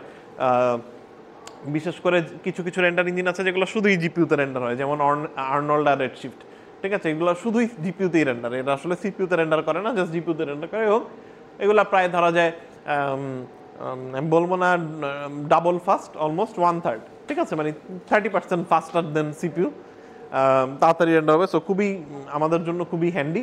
বাট এটা সবচেয়ে জিপিইউর সবচেয়ে বড় ডিসঅ্যাডভান্টেজ হচ্ছে যে জিপিইউর নিজস্ব একটা ভির্যাম আছে, ঠিক আছে। আপনারা যখন বাজারে জিপিইউ কিনতে যাবেন জিজ্ঞেস করবেন যে কয় জিবি, 6 জিবি, 8 জিবি, 4 জিবি, তাই না? কিনতে গেলে ওই যে গ্রাফিক্স মেমোরি আছে, ঠিক আছে। এখন এটা সবচেয়ে বড় প্রবলেম কি, আপনি যেই সিনটা বানাচ্ছেন ওই সিনটাকে জিপিইউতে রেন্ডার করতে হলে ওইটাকে পুরাটা তার জিপিইউ মেমোরিতে আগে লোড হতে হবে, ঠিক আছে। লোড হওয়ার পর সে রেন্ডার করলে এটা ফাস্টার হবে। কোনো কারণে ধরেন আপনি একটা গ্রাফিক্স কার্ড কিনলেন 4 জিবির গ্রাফিক্স কার্ড, ঠিক আছে। এই 4 জিবির গ্রাফিক্স কার্ড আপনার সিন ধরেন সাপোজ আপনার সিন 2 জিবি, আপনি যে সিনটা বানালেন 2 জিবি সুন্দর মতো লোড হয়ে যাবে, আপনি মানে ওই জিপিইউর ফুল পারফরমেন্সই পাবেন। বাট কোনো কারণে এই আপনার সিনটা যদি 4 জিবি এক্সিট করে যায়, এটা যখন লোড করবে রেন্ডার ঠিকই হবে, বাট এটা যেটা করবে সে কিছু অংশ র্যামে লোড করবে, ঠিক আছে। কিছু অংশ র্যামে লোড করবে এবং এই কারণে রেন্ডার টাইম পুরো মনে করেন সিপিইউর থেকেও স্লো হয়ে যাবে, ঠিক আছে। এবং বাজারে প্রবলেম হচ্ছে যে যত বেশি হায়ার ভিরেমের আপনি কার্ড কিনবেন তত দাম অনেক বেশি, ঠিক আছে। সো দেখা যায় মানে আপনার এবং বড় বড় প্রোডাকশনে 15 জিবি 20 জিবি সিন হয়ে যায়, ঠিক আছে। এটা আসলে কিছু করার থাকে না, গাছপালা অনেক কিছু যখন দিবেন, অনেক ফ্রেমস, ক্যারেক্টার 10-12টা ক্যারেক্টার দৌড়াদৌড়ি করতেছে, এদিকে এখানে লাইট অনেক কিছু, কয়েকশো লাইট সিনের মধ্যে, এগুলো খুব দ্রুত আসলে ক্যাপ আপ করে আপনার 11-12 জিবি একদম খুব তাড়াতাড়ি পার হয়ে যায়। সো 11-12 জিবি গ্রাফিক্স কার্ডের মধ্যে আপনার হয়তো ওই যে 4080 বা 5080 এগুলো হয়তো 16 জিবি পর্যন্ত আপনি পাবেন। বাট তার উপর যেতে গেলে unit to spend like 3-4 lakh টাকা খরচ করে আপনাকে গ্রাফিক্স কার্ড কিনতে হবে, ঠিক আছে। You have to go to either 5090, 4090 or you have to go for like the quadro cards, workstation quadro cards, ওগুলো আরো এক্সপেন্সিভ, 6-7 লাখ 8 লাখ টাকা একটা কার্ডের দাম। সো এক্সপেন্সিভ মানে বেশ মানে ভালো এক্সপেন্সিভ, ঠিক আছে। So it's pretty difficult for students or like ছোট স্টুডিওর জন্য এগুলো এফোর্ড করা ডিফিকাল্ট। এর উপরে আবার আছে লংজিভিটি একটা ইস্যু আছে, আপনি যখন 24/7 রেন্ডার করতে থাকবেন, ধরেন 20 দিন ধরে রেন্ডার চলতেছে টানা, সো স্বাভাবিক কার্ডের ডিগ্রেডেশন খুব তাড়াতাড়ি হয়, ঠিক আছে। গ্রাফিক্স কার্ডে যখন আপনি 100% লোড 24/7 রাখবেন, the degradation is faster than CPU, মানে তাড়াতাড়ি ডিগ্রেডেশন হয় কার্ডের কোয়ালিটি, তাড়াতাড়ি ডিগ্রেডেশন হয়। So these are the main problems, ঠিক আছে? সো আপনাকে আসলে এই দুইটা প্রবলেমের মধ্যে ব্যালেন্স করতে হবে যে কোনটা আপনি পিক করবেন, ঠিক আছে? সো ইউ চুজ হাউ, মানে আপনার নিজস্ব এখন আসলে মানে এই সময়ে এসে হয়তো আপনাদের খুব বেশি চয়েস থাকবে না যে আমার সিপিইউ আছে, জিপিইউ আছে, আমি ইচ্ছা হলে একবার দিলাম জিপিইউতে, একবার দিলাম সিপিইউতে। ইউজুয়ালি চয়েসেস খুব অল্প থাকে আমাদের, বাট যেটা আছে সেটা দিয়ে চেষ্টা করতে হবে। But you should always have this in mind. অনেকে থাকে না যে শুনছেন যে জিপিইউতে তাড়াতাড়ি রেন্ডার হয়, এটা শুনেই দৌড় দিয়ে চলে গেছেন যে জিপিইউ ছাড়াতে হবে না। বাট ইউ নিড টু মানে যখন আপনি কাজ করবেন তখন দেখবেন যে অনেক ডিসঅ্যাপয়েন্টেড হবেন, যেটা চিন্তা করে করছিলাম ওইটা হয়তো হচ্ছে না। ওকে, সো রাইট, মানে ইন এ সেন্স যে খুব বেশি পাওয়ারফুলও দরকার নেই এখন, যেহেতু যেটা হয়েছে যে এএমডি যখন তাদের নতুন রাইজেন সিরিজ নিয়ে আসছে তখন বাজারে তারা বেশ ভালো একটা জায়গা দখল করে নিচ্ছে এবং এই প্রসেসরগুলো কম দামে খুবই ভালো। মানে উই আর অলরেডি, আমরা আরও 4-5 বছর আগেই ফুল রাইজেন লঞ্চ হওয়ার সাথে সাথে আমরা ওইখানে মুভ করছি এবং 4-5 বছর রিলায়েবিলিটি চলতেছে কোনো প্রবলেম ছাড়া। সো ওগুলো তুলনামূলক কম দামে বেটার সলিউশন আর কি, ঠিক আছে? রেদার দেন আমার সাজেশন হচ্ছে লোয়ার এন্ডের গ্রাফিক্স কার্ড কিনে সেটা দিয়ে রেন্ডার করার থেকে বেটার হচ্ছে you go for a higher tier CPU, ঠিক আছে? বা সিপিইউতে রেন্ডার করা আর কি সহজ হিসাব, ঠিক আছে? কারণ লোয়ার টিয়ারে আপনার হচ্ছে মেমোরি ইস্যু হবে। 4 জিবির গ্রাফিক্স কার্ড দিয়ে আপনি যদি রেন্ডার করতে চান কামাকা মানে দেখা যাবে যে আপনার সিন ম্যাক্সিমাম ক্ষেত্রে 4 জিবি এক্সিট করে যাইতেছে, ঠিক আছে? সো এক্সিট করলেই সেটা রেমেলোড করতেছে, ওটা ডিফারেন্ট ইয়ে হচ্ছে। So these are the scenario. So এগুলোর উপর বেস করে আপনাকে you need to decide. I have put all the cards in the table. So এখন আপনি চুজ করেন যে which one you want to play with, ঠিক আছে? যে কোনটা, প্রত্যেকটারই ভালো খারাপ এটা মিলেই, ঠিক আছে? But you should choose the one you prefer. Okay, আমি বলবো যে ট্রাই টু হ্যাভ অ্যাটলিস্ট 2, দুইটার মধ্যে দেখেন একটা জিপিইউ একটা সিপিইউ জানা থাকতে পারে। ওকে, আপাতত হয়তো জিপিইউ রেন্ডার ইঞ্জিনগুলো আপনাদের ইউজ করার মতন অপশন খুব অল্প হবে, কারণ মোস্ট অফ দ্য ক্ষেত্রেই জিপিইউ রেন্ডার ইঞ্জিনগুলো জিপিইউ লকড থাকে। জিপিইউ লক বলতে দিজ আর লাইক জিপিইউ থেকে এনক্রিপ্টেড থাকে, সো দ্যাট এগুলোর কোনো ক্র্যাক নেই, ঠিক আছে? ফর এক্সাম্পল রেডশিফট এবং অকটেন, ইউ কুডেন্ট, মানে আপনি নতুন টার্সনগুলোর কোনো ক্র্যাক পাবেন না। You have to use like old versions to make it work. But দিনকাল যেভাবে যাচ্ছে খুব তাড়াতাড়ি মোটামুটি সব সফটওয়্যারই এভাবে লকড হয়ে যাবে। It's gonna be difficult to get, হ্যাঁ খুব ডিফিকাল্ট হয়ে যাবে যে আসলে ক্র্যাক ভার্সন ইউজ করা। সো বাট আই হোপ যে দে রোল মানে চিপার সাবস্ক্রিপশন, যেটা আসলে স্টুডেন্টদের জন্য এফোর্ড করতে পারে, ঠিক আছে? এনিওয়ে, সো আপনারা আপনাদের ইউনিভার্সিটি থেকে অ্যাপ্লাই করে দেখতে পারেন। ওদের ওই যে রেডশিফটের স্টুডেন্ট লাইসেন্স আছে, ওইটা মনে হয় মাসে $2 করে। So I think that's very affordable, ঠিক আছে? সো $200 মাসে, মানে ইটস ফাইন, ঠিক আছে? So I think it's affordable. Okay okay, so মোটামুটি এটাই। I think this are the main part. So but আমরা আমাদের ক্লাসে ভিড়ে দেখবো। সো রিজন বিহাইন্ড, এটার যদি আপনি রিজনিং করতে চান কেন অন্যান্য অপশনগুলো আমি না দেখায় ভিড়ে প্রেফার করতেছি, probably the best example is the is of use. ভিড়ে ইজ সুপার ইজি, ঠিক আছে? মানে আনলেস আনটিল আপনাকে না দেখে, একটা সময় ভিড়ে এত সহজ ছিল না, এখন এটা খুবই সহজ, ঠিক আছে? মানে এতই সহজ যে উইদিন লাইক আপনি কেউ যদি 1-2 দিন একটু কাজ করে ইউ ক্যান ডু রেন্ডার্স, ঠিক আছে? সো মানে ইজ এ গুড রেন্ডার করতে পারবেন। ওকে, খুবই সহজ, ইজি টু আন্ডারস্ট্যান্ড। ভিরের বেশ কিছু লাইব্রেরি আছে, ভিরের বিল্ট ইন লাইব্রেরি আছে, ভিরের কসমোসের লাইব্রেরি আছে। ওই লাইব্রেরি থেকে অনেক অ্যাসেট আছে, আপনারা খুব দ্রুত অ্যাসেট ডাউনলোড করে সিন বানাইতে পারবেন। ম্যাটেরিয়াল লাইব্রেরি আছে, ম্যাটেরিয়াল লাইব্রেরি থেকে দ্রুত অ্যাসেম্বল করতে পারবেন, ঠিক আছে? এই জিনিসগুলোর জন্য ভিরে আমি আমার প্রেফার্ড, মানে ক্লাসের জন্য প্রেফার্ড হচ্ছে ভিরে। নট নেসেসারিলি আপনাকে ভিরেতে করতে হবে। আমরা ক্লাসে যেটা করতেছি, আমি পরীক্ষায় যেগুলো দিব, আপনি যদি এটা অন্য রেন্ডার ইঞ্জিনে করতে পারেন ইটস কমপ্লিটলি ফাইন। আমাকে বলে দিন যেটা আমি এখানে রেন্ডার করছি, সো দ্যাট মানে ডেফিনেটলি একটা ভ্যারিয়েশন তো পাওয়াই যাবে, আমি যেন বুঝতে পারি যে এটা ওই রেন্ডার ইঞ্জিন থেকে হয়েছে। Okay, anyways, okay, so let's go back to the PC. So আচ্ছা, সো ভিরে আপনারা ডাউনলোড করে নিয়েন, কোন ইনস্টল করে নিয়েন। মায়াতে আমরা আপাতত আপনাদের ক্লাসের 2022-তে দেখব। মায়ার এই ভার্সনটা খুবই স্টেবল, 2022 ভার্সনটা খুবই স্টেবল। আপনারা চাইলে 25-এও কাজ করতে পারেন, 25-ও বেশ স্টেবল। 26-এ আমার আইডিয়া নাই। ইউজুয়ালি আমরা অনেক পিছানো থাকি আর কি, মানে যেহেতু স্টুডিওতে আপনার দেখা যায় যে নতুন একটা সফটওয়্যার আসলে সাথে সাথে ডাউনলোড করে, এই নতুন আসছে সবাই ডাউনলোড করে, তারপর দেখা গেল প্রজেক্ট ঝুলে গেছে আর কাজ করে না, ঠিক আছে। সো এটা আমরা করি না, আমরা চেষ্টা করি 2-3 বছর পরে আপগ্রেড করি ইউজুয়ালি, ঠিক আছে। কারণ ওই যে স্টেবিলিটির একটা বিষয় থাকে, কেউ এটাকে ফুললি প্রুভ না করে ওই ওই স্টেবিলিটিটা অ্যাচিভ করা দেখা যায় কঠিন হয়ে যায়। সো আমি এর মাঝখানে 22-এর পরে আমরা মাত্রই 25-এ আপগ্রেড করছি, বেশি দিন হয় নাই, খুব রিসেন্টলি আমরা 25-এ আপগ্রেড করছি। আই থিঙ্ক যে লেস দেন 3-4 মাস হয়েছে আমরা আপগ্রেড করছি 25-এ, মানে আমার স্টুডিওতে আর কি, ঠিক আছে। সো তার আগে আমরা 22 ইউজ করতাম। সো মাই প্রেফার হচ্ছে, আমার সাজেশন হচ্ছে এই দুইটা, অন্যগুলো সম্পর্কে আমার কোনো আইডিয়া নাই। 23, 24, 26 সম্পর্কে আমার কোনো আইডিয়া নাই। আপনারা যদি ওগুলো ইউজ করেন, you are on your own. কোনো প্রবলেম হইলে you figure it out by yourself, ঠিক আছে।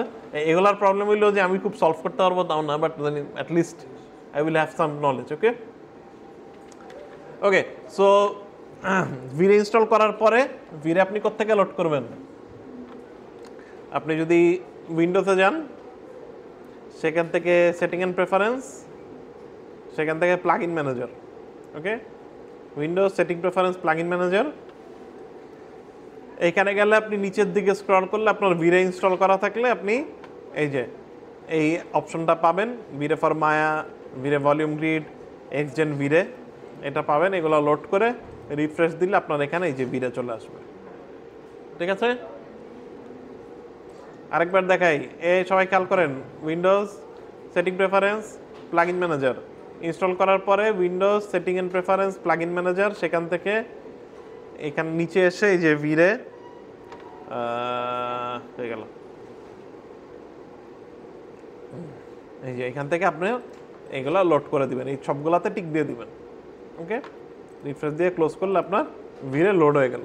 ওকে, সো ভিরেতে গেলে এই যে এখানে একটা ভিরে ট্যাব চলে আসবে, এখানে ভিরে ইয়ে চলে আসবে, এটা ভিরে 6, ভিরে 6 ইজ ফাইন। আপনারা ভিরে 6 ইউজ করতে পারেন, ভিরে 7 ইউজ করতে পারেন, whichever you get is fine.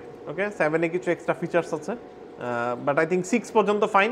5-এ কেউ আপাতত ইউজ করেন না, 5-এর সাথে হয়তো কিছু জিনিসপত্র নাও মিলতে পারে, ঠিক আছে। So try to use at least 6, VRay 6 for Maya, এটা ইউজ করতে পারেন।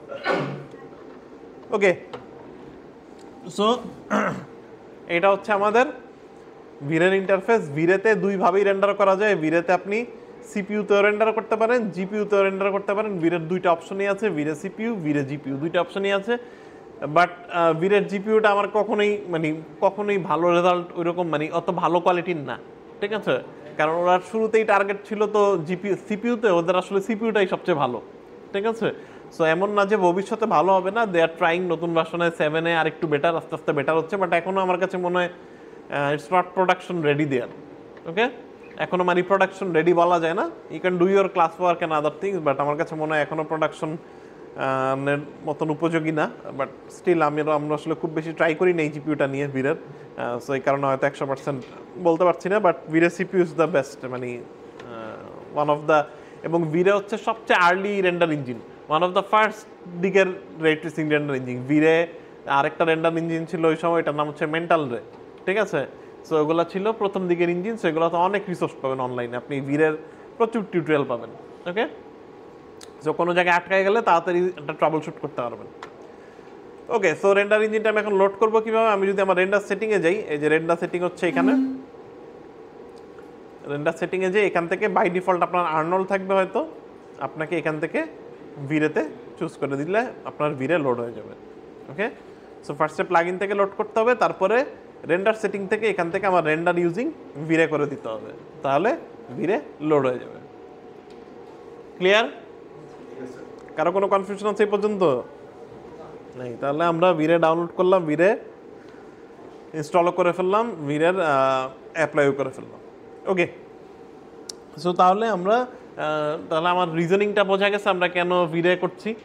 ওকে, বাট ইফ ইউ আপনি যদি ইতিমধ্যে অন্য কোনো রেন্ডার ইঞ্জিন নিয়ে কাজ করে থাকেন, আই উইল হাইলি প্রেফার যে you learn this, but at the same time আপনি চেষ্টা করেন এটা আপনার রেন্ডার ইঞ্জিন ইমপ্লিমেন্ট করতে, ঠিক আছে। আই ডোন্ট ওয়ান্ট যে কেউ খুব তাড়াতাড়ি জাম্প শিপ করার দরকার নেই।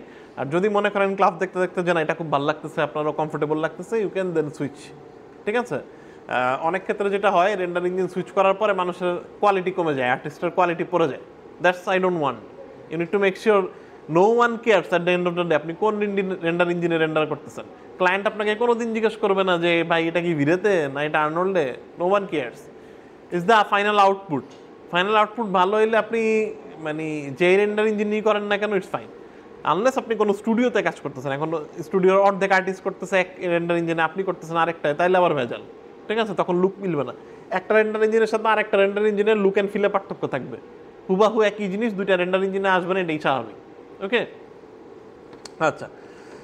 তো তাহলে আমরা এখন যেটা করব, আমরা আজকের এই নেক্সট পার্টে আমরা আসলে লাইটিং পার্টটা শুরু করব। আমরা সফটওয়্যার নিয়ে ইনস্টল করলাম, বাজারে কি কি অপশন আছে সেটা আমরা দেখলাম, কোন অপশনটা আপনি চুজ করলেন এটা করবেন, এটা সম্পর্কে কিছু সাজেশন দিলাম। So now we go into lighting. So এখন এই যে রেন্ডার ইঞ্জিনগুলোর কথা বললাম, এগুলো প্রত্যেকটারই তাদের নিজস্ব লাইটস এবং নিজস্ব ম্যাটেরিয়াল আছে, ঠিক আছে? প্রত্যেকটা রেন্ডার ইঞ্জিনের ডিফারেন্ট ডিফারেন্ট লাইটস এবং ডিফারেন্ট ডিফারেন্ট ম্যাটেরিয়াল আছে। যেমন ভিরের তার নিজস্ব লাইট, ভিরের ম্যাটেরিয়াল নিজস্ব, আর্নল্ডের নিজস্ব লাইট, নিজস্ব ম্যাটেরিয়াল, ঠিক আছে? অক্টেনের নিজস্ব লাইট এবং নিজস্ব ম্যাটেরিয়াল। তার কারণটা কি? তারা যেন নিজেদের সাথে ঠিকমতো কম্পিটেবল থাকতে পারে এবং দ্রুত কাজ করতে পারে। ওকে, সো ভিরের ক্ষেত্রেও ভিরের নিজস্ব লাইটস আছে, ভিরের নিজস্ব ম্যাটেরিয়ালস আছে, ভিরের নিজস্ব শেডার্স আছে, আর রেন্ডার তো আছে। সো ভিরের লাইটসগুলো আমরা কোথায় পাবো? আমরা যদি আমাদের শেলফে দেখি, শেলফের এই যে এখানে এই 6টা আইকন আছে, এই 6টা হচ্ছে ভিরের নিজস্ব লাইট। ওকে, এছাড়াও আপনি এটা অ্যাক্সেস করতে পারেন। আপনি যদি উইন্ডোজে যান সেখান থেকে, আপনি যদি ক্রিয়েটে যান সেখান থেকে লাইটস, এখানে গেলে আপনি এই যে ভিরের লাইটসগুলো এখান থেকে পাবেন। এছাড়াও এখানে আরও কয়েক রকমের লাইট আছে, এগুলো মায়ার লাইট, মায়ার নিজস্ব light, ambient light, directional light, point light, spotlight, এগুলো মায়ার নিজস্ব লাইট, এগুলো ভিরের লাইট। ওকে, সো ভিরেতে মায়ার লাইটও কাজ করে, আপনি চাইলে মায়ার লাইট দিয়েও ভিরেতে লাইট করতে পারবেন, কিন্তু I prefer using VRay's own light, তাহলে কম্পিটিবিলিটি বেশি হবে হয়তো, I don't know, probably like 0.1% টাইমও সেভ হলো, ঠিক আছে? ওকে, সো ভিরেতে নিজস্ব লাইট আমরা ইউজ করবো, এখান থেকে আমরা শেলফ থেকে এই লাইটগুলো অ্যাক্সেস করতে পারবো। সো মূলত ভিরেতে আমরা 6 রকমের লাইট ইউজ করব, ঠিক আছে? বা আরও একটা দুইটা এক্সট্রা মায়া লাইট আমরা দেখতে পারি, 6-7 রকম ধরে নেন, ঠিক আছে? 7 রকম ধরে নেন আমরা লাইট ইউজ করব। এর মধ্যে 2 প্রকারের লাইট দিয়ে আপনার 90% সিন হয়ে যাবে, ঠিক আছে? আমি আসলে নিজেও যেভাবে শিখেছি, আমি চেষ্টা করবো আপনাদেরকে ওইভাবে দেখাইতে। We will always target the bigger piece of the pie, ঠিক আছে? তার মানে কি, আমরা চেষ্টা করব অল্প টুলস দিয়ে কোন জিনিসটা দিয়ে আগে বড় 60% কাজ শেষ করে ফেলা যায়। মায়াতে এই জিনিসটা খুব প্রমিনেন্টলি দেখা যায় যে 5-6টা টুল দিয়ে আপনি 60% টাইম 5-6টা টুলে কাজ করতেছেন, ঠিক আছে? তারপরের 20% অ্যাচিভ করার জন্য আপনাকে আরও 30টা টুল শিখতে হবে, তারপরে 10% অ্যাচিভের জন্য আপনাকে এবার 100টা টুল শিখতে হবে, পরবর্তী 1%-এর জন্য আপনাকে 1000টা টুল সম্পর্কে আইডিয়া রাখতে হবে, ঠিক আছে? So let's forget about those, let's just focus on 60%, ঠিক আছে? সো আই ফিল লাইক যে the more those comes with the time, আপনি ওই টুলসগুলো আপনার এখন জোর করে শেখার দরকার, আপনি প্রবলেমে পড়েন আপনি তখন শিখবেন, ঠিক আছে? You don't need to focus on this right now. So আমরা চেষ্টা করব কত কম জিনিসগুলো দিয়ে আমরা অধিকাংশ টাইমে কাজ শেষ করতে পারি এবং ওইটাকে পারফেকশন নিয়ে আসতে পারি, ঠিক আছে? অল অ্যাবাউট হ্যাভিং পারফেকশন, ঠিক আছে? Having good quality. Okay, so আমরা 2টা লাইট ইউজ করব। এই 2টা লাইট আমি মোটামুটি আপনাদের গ্যারান্টি দিয়ে বলতে পারি, এই 2 রকমের লাইট দিয়ে আপনাদের 70-80-90% ইভেন্ট সিন কাজ হয়ে যাবে, আপনার আর লাইট দরকার নেই, ঠিক আছে? সো বাট আপনাকে চেষ্টা করতে হবে এই 2টা লাইটের ইউজ সম্পর্কে আপনি খুব ভালো করে জানেন, যেন you can use it in different scenarios. Okay, আচ্ছা। সো লেটস আমরা একটা কুইক সিন সেট করি। Let's get a very basic plane, let's get a sphere,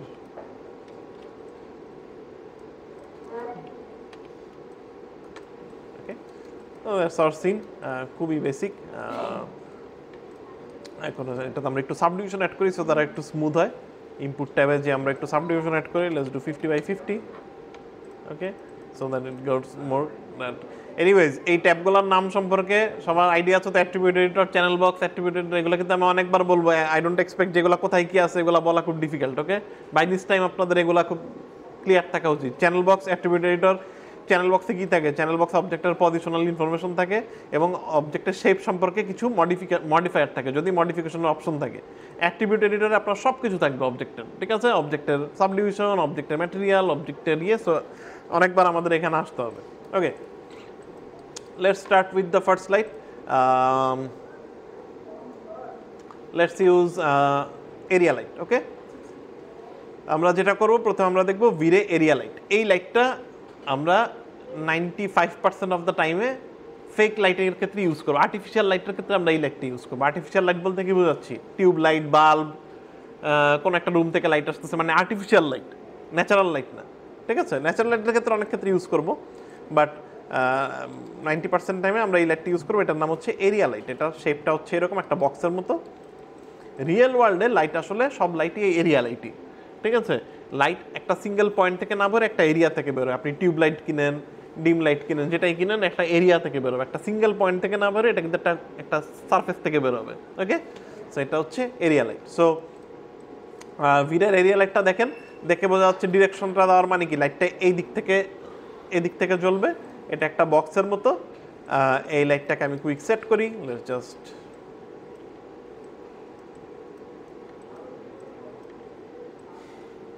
okay, just একটা বেসিক লাইট দিলাম, কোনো কিছু এখনো ধরলাম না। লেটস সি হাউস দ্য মানে রেন্ডার কি অবস্থা। আমি অবশ্যই আগে চেক করে নিব যে আমার ভিরে সেট করা আছে কিনা। ভিরে সেট করা, এভরিথিং ইজ ফাইন। আমি ভিরের এখান থেকে ভিরের ফ্রেম বাফার অন করলাম। এটাকে বলা হয় ভিরে ফ্রেম বাফার, যেখানে আসলে আমরা রেন্ডারগুলো দেখবো। এই প্রথম আইকনটা, এখান থেকে এখন আমি যদি রেন্ডার দিই পার্সপেক্টিভ, আমি পার্সপেক্টিভ ক্যামেরা থেকে করতে যাচ্ছি। So I can see the render is there. Okay, so আমি যদি অন্য অ্যাঙ্গেল থেকে দেখি, it's your render. So by default within one click এখানে রেন্ডার হয়ে দেখাচ্ছে, আর এখানে তো আপনি ইয়ে দেখতেছেন। আচ্ছা, এখানে যখন আমরা যে রেন্ডারের আইপিআর ইউজ করি, হ্যাঁ, ওইটার মধ্যে এটার মধ্যে ও একই জিনিস, বাট এটা তারও এক্সট্রা বেলস এন্ড হুইসেলস আছে আর কি। এখানে আরো মডিফায়ার আছে, অনেক কিছু আছে। কি হলো, এই পিসির কনফিগারেশন ভালো তো, হ্যাং করলো নাকি? Okay, anyways, so that's the render problem that I'm talking about. ঠিক আছে, so render engine hang করে ফেলছে without having anything, so that's good. Meaning, I think PC তো ভালো থাকার কথা, but I don't know. Okay, Jack, that's a good start, I guess. যে শুরুতে আপনাদেরকে একটা রিয়েল ওয়ার্ল্ডের ভাইব দিয়ে দিল। ঠিক আছে, যে how it's going to be. So but you need to figure it out. Okay, এটা যে কি জন্য সেটা তো বলা মুশকিল। ঠিক আছে, লেটস সি, আবার 2-3 বার ট্রাই করে আরো কয়েকবার দেখি, তারপর বোঝা যাবে যে কিসের জন্য। সফটওয়্যার ইজ ফাইন, যেহেতু এই সফটওয়্যার এই ভার্সনই ইউজ করা, I think software is fine. Probably এই পিসিগুলোতে কুলারের অবস্থা খুব খারাপ, বা অনেক ময়লা হয়ে আছে, বা অন্য কোনো ইস্যু হতে পারে। এখানে এত পরিমাণ সফটওয়্যার ইনস্টল করা, যে কোনটার সাথে কি হচ্ছে বোঝা মুশকিল। সরি, মেক শিওর করেন আপনার ভিরে লোড করে নেন।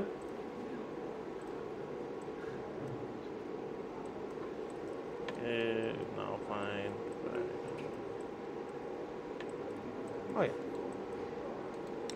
সো এখন আপাতত ঠিক আছে।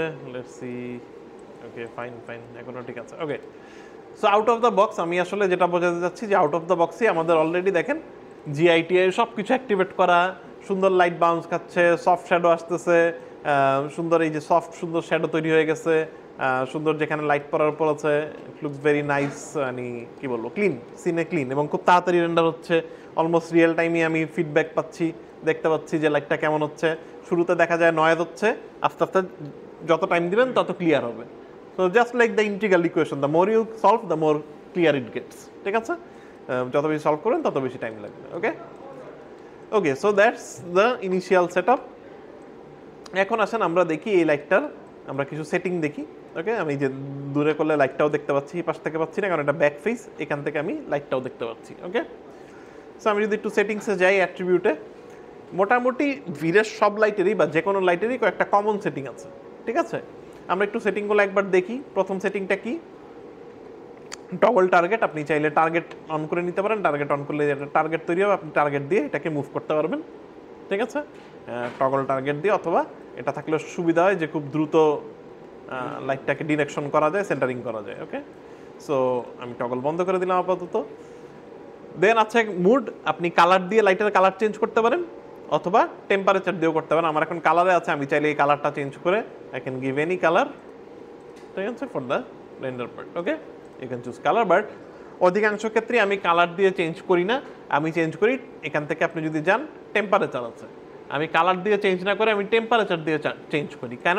কারণ কি রিয়েল ওয়ার্ল্ডে লাইট আপনার টেম্পারেচার দিয়েই চেঞ্জ হয়। আপনি যদি বাজারে লাইট কিনতে যান, লাইটের গায়ে দেখবেন লেখা থাকে টেম্পারেচার কত, ঠিক আছে, ক্যালভিনে, ওই ভ্যালুটা দিবেন, এখানে এক্স্যাক্ট ওই লাইটের কালার আসবে, ওই ওয়াট আর ওই এখানে দিবেন, আপনার ওই 100 পাওয়ারের ওই সেম লাইট পাবেন, ঠিক আছে। সো আপনি ওইভাবে জিনিসটা কাজ করতে পারেন। তাহলে আপনি ওই যে রিয়েল ওয়ার্ল্ডের সাথে আপনি যদি কোনো কিছু মিমিক করতে চান, you can go add and do this. অধিকাংশ ক্ষেত্রে আমরা এগুলো করি না, we try to eyeball it, which is fine, ঠিক আছে, but that's is a good, মানে it's a good terminology to know. So অধিকাংশ ক্ষেত্রে আপনি লাইট কিনতে গেলে এই টেম্পারেচারটা পাবেন, দেখবেন 65, অধিকাংশ লাইটই দেখবেন 65 to 700 এই রেঞ্জে থাকে। দ্য মোর ইউ গো, যত উপরে যাবেন তত আসলে লাইটটা আপনার কুলার হইতে থাকবে। একটু সাউন্ডস অড যে টেম্পারেচার বাড়াইলে তো ওয়ার্ম হওয়ার কথা, কিন্তু আসলে টেম্পারেচার বাড়াইলে কুল হবে, টেম্পারেচার কমালে ওয়ার্ম হবে। ওকে, সো আপনি যত বাড়াবেন এটা লাইটটা তত কুল টোনের দিকে যাবে, আর যত কমাবেন তত ওয়ার্মের দিকে যাবে। ওকে, সো বাজারে এলইডি কিনতে গেলে দেখবেন জিজ্ঞেস করে যে সাদা না লাল বা সাদা না হলুদ, ঠিক আছে, আসলে তারা বুঝাইতে চায় যে এটা টেম্পারেচার কি কম না বেশি, ঠিক আছে। সো ইউজুয়ালি ওই টেম্পারেচার দিয়ে আপনার এটা কন্ট্রোল করতে পারেন। সো আপনি যদি একটা রিয়েল ওয়ার্ল্ডের রুম তৈরি করতে চান, প্রবাবলি অধিকাংশ ক্ষেত্রেই আমাদের লাল নীল লাইট তো থাকবে না, অধিকাংশ ক্ষেত্রে আমাদের নর্মাল লাইট থাকে, রাইট। সো ইউজুয়ালি এই টেম্পারেচার দিয়ে কন্ট্রোল করলে আই থিঙ্ক প্রবাবলি বেটার মানে ইয়ে পাওয়া যায়। ইউজুয়ালি এই হলুদটা আইবল করে এখান থেকে হলুদ কালার নিয়ে এই হলুদটাকে আইবল করে এখান থেকে এই হলুদ মিলানো খুব কঠিন, আমার কাছে মনে হয় ডিফিকাল্ট, ঠিক আছে। So you can go and do it, but better হচ্ছে ইউ পিক ইট মানে the temperature. Okay, so usually এখানে tube light, let's keep it like default 6500। Next হচ্ছে ইন্টেন্সিটি মাল্টিপ্লায়ার, মানে পাওয়ার কত হবে, যত বাড়াবেন তত লাইটের পাওয়ার বাড়বে, ঠিক আছে, যত কমাবেন তত কমবে। খুবই সিম্পলি মানে আন্ডারস্ট্যান্ডেবল। ডিফল্ট ইউনিটে কাজ করা ভালো, বাট আপনি চাইলে ওই যে টেকনিক্যাল কিছু করতে চাইলে আপনি এখান থেকে লুমেন, ওয়াট এগুলোও চুজ করতে পারেন। So if you want to make a 100 watts light, আপনি এখান থেকে ওয়াট চুজ করতে পারেন, এন্ড দেন ইউ পুট 100, ঠিক আছে, দ্যাটস ইউর 100 পাওয়ার লাইট। ওকে, এখন বলেন তো কেন সিনটা ঝলসায় যাচ্ছে? ভেরি গুড, ভেরি গুড, সিনের সাইজের জন্য, ঠিক আছে। It's very important to have your right size. আপনার সিনে ফার্স্ট ভুল আমরা যেটা করি, স্টুডেন্টরা বেশি যেটা করে, যেটা হচ্ছে সিনের কোনো সাইজ, এই পিচ্চি ক্যারেক্টার 2 ইঞ্চি ক্যারেক্টার একটা মানে আপনি রেন্ডার দিচ্ছেন একদম তাকে সুপার হিরো, স্বাভাবিক লাইট রিয়েল ওয়ার্ল্ড ওইভাবে বিহেভ করবে না। Always you have to make sure your scene is scale. এটা মানে এটা আপনি অন্যান্য অনেক জায়গায় কোনো পার্থক্য পাবেন না, কিন্তু লাইটিং এ ইটস মেজর ইম্পর্টেন্ট পার্ট, ঠিক আছে। I have seen many good artist doing this mistake, তাদের সিনের স্কেলের ঠিক নেই কোনো। Always you have to make sure আপনার সিন স্কেলে আছে। আপনি কীভাবে বুঝবেন সিনটা স্কেলে আছে? আপনি যদি এই রুমটা বানাতে চান, এই রুমের সিলিং হাইট করুন, ধরে নেন আমাদের দেশের নর্মাল সিলিং হাইট 10 ফিট, ঠিক আছে, এখানে হয়তো একটু বেশি আছে, ঠিক আছে। রুমের এইটা ধরেন 20 ফিট বাই 10 ফিটের একটা রুম, মানে 20/10, এই পাশে 20, এদিক 10, উপরে ওঠে, ঠিক আছে। আপনি এটা কীভাবে করবেন? মায়াতে বাই ডিফল্ট ইউনিট হচ্ছে সেন্টিমিটার। আপনি যদি মায়াতে যান, মায়ের এখানে যদি আপনি সেটিংসে আসেন, এখানে আপনি সেটিংসে গেলে এই যে মায়ার ডিফল্ট ইউনিট হচ্ছে সেন্টিমিটার, এবং I highly recommend not to change it. অনেকেই করে কি এটাকে ফিট বানায়, তারপর একটা 10 ফিটের রুম বানায় ফেলে। এটাকে চেঞ্জ করা উচিত না। কেন উচিত না? যখন আপনি এখানে কোনো এফএক্সের কাজ করবেন, কারণ মায়ার ডিফল্টে সেন্টিমিটারে আসে, তো মায়া যে কোনো এফএক্স ক্যালকুলেশন আসলে সেন্টিমিটারেই করে, থার্ড পার্টি সফটওয়্যারগুলো সেন্টিমিটারেই করে। তো আলটিমেটলি এনে যখন দেখে যে ফিট, জিনিসটা আর অ্যাকুরেটলি হয় না, বা সময় বেশি লাগে, বা স্কেলে গ্যাঞ্জাম হয়। So keep it in centimetre, এটাকে সেন্টিমিটারই রাখেন। এখন যদি আপনাকে একটা 10 ফিট বাই 10 ফিটের রুম বানাতে হয়, you just do a bit more step. আপনি একটু কষ্ট করে গুগলে যান, ফুট টু সেন্টিমিটার, আপনি একটু সার্চ করেন সেন্টিমিটার। ওকে, আপনি এখন এখান থেকে একটু কষ্ট করে এই ক্যালকুলেশনটা করেন। এখানে ডিফল্টে, হ্যাঁ, ধরেন আপনার 10 ফিটের একটা রুম হলে সেটা আসলে সেন্টিমিটারে কত হবে? 304 সেন্টিমিটার, ঠিক আছে। তার মানে হাইট 10 ফিট হলে রুমটা হচ্ছে 304 সেন্টিমিটার। তাহলে আমি যদি এখানে 20 ফিট যদি হয়, 20 ফিট মানে 609, তাহলে আমি যদি একটা 20 ফিট একটা রুম বানাতে চাই, যেটা আসলে 20 ফিট বাই 10 ফিট, আমি একটা বক্স নিলাম। শুরুতে এই কাজটা একদম শুরুতে করবেন, আগে একটা বক্স নিয়ে নেবেন, নিয়ে সাইজটা করে তারপরে এটাকে সুন্দর করে ডিটেল দেন। আগে একটা খোপ দাঁড় করেন, একটা ফ্রেমওয়ার্ক দাঁড় করে নেন, ঠিক আছে। সো এইটাকে এখন আমি করে দিব। এটার স্কেল আমি যদি এই পাশে, দ্যাট মিনস আমার ধরেন এটা হচ্ছে 20 ফিট, এটাকে 20 ফিট করতে গেলে আমাকে কত করতে হবে?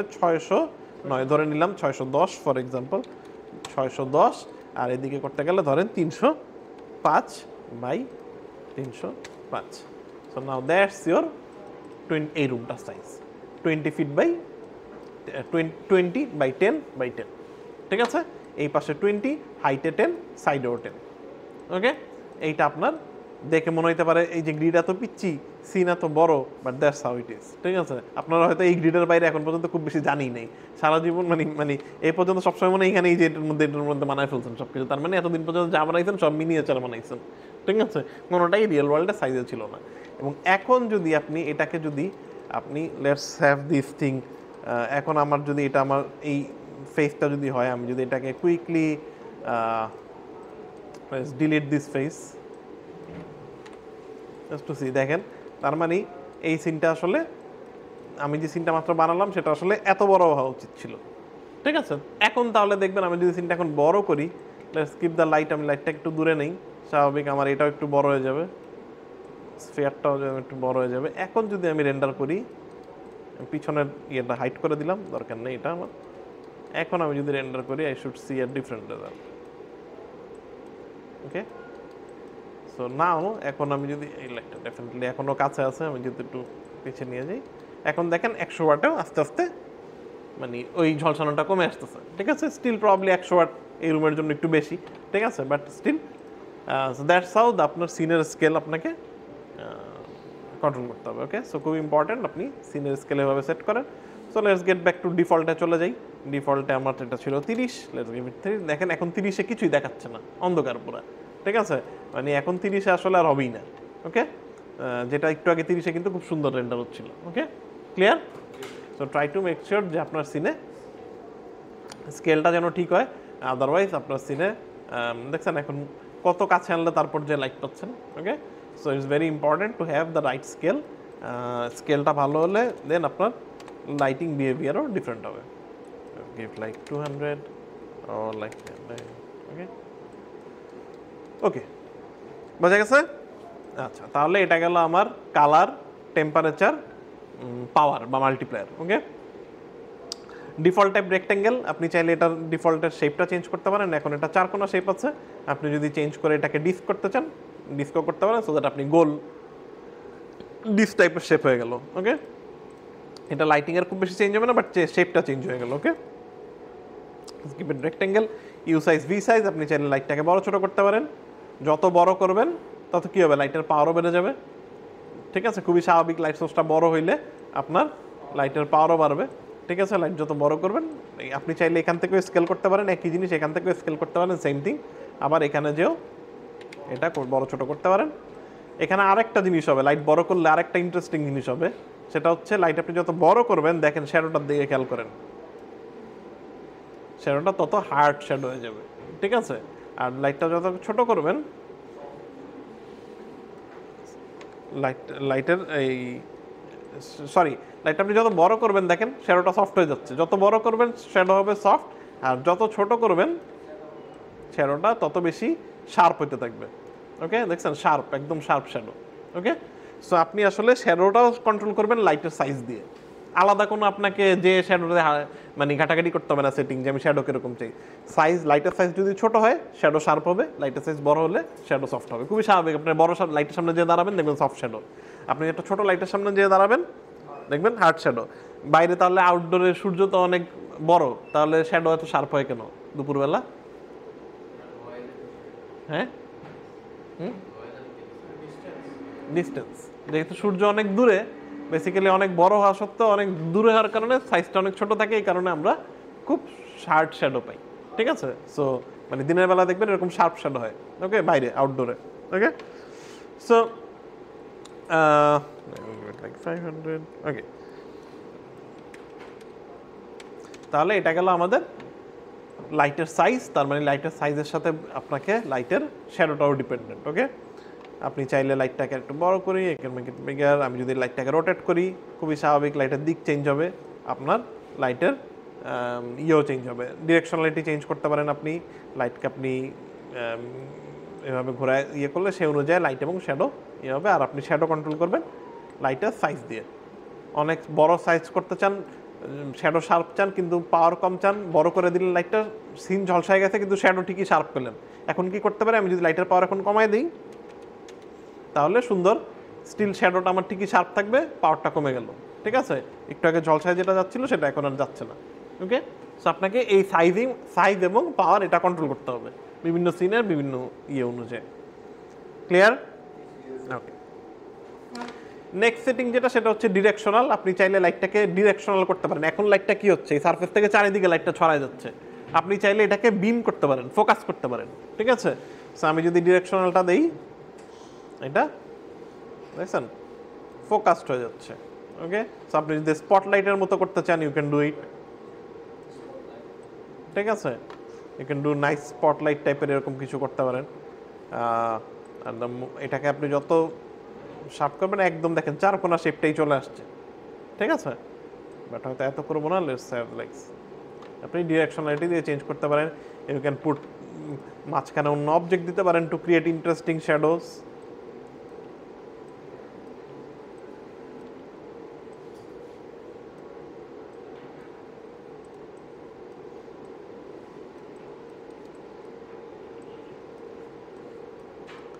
যদি এটাকে একটু ডিরেকশনাল করি, let's gate like more.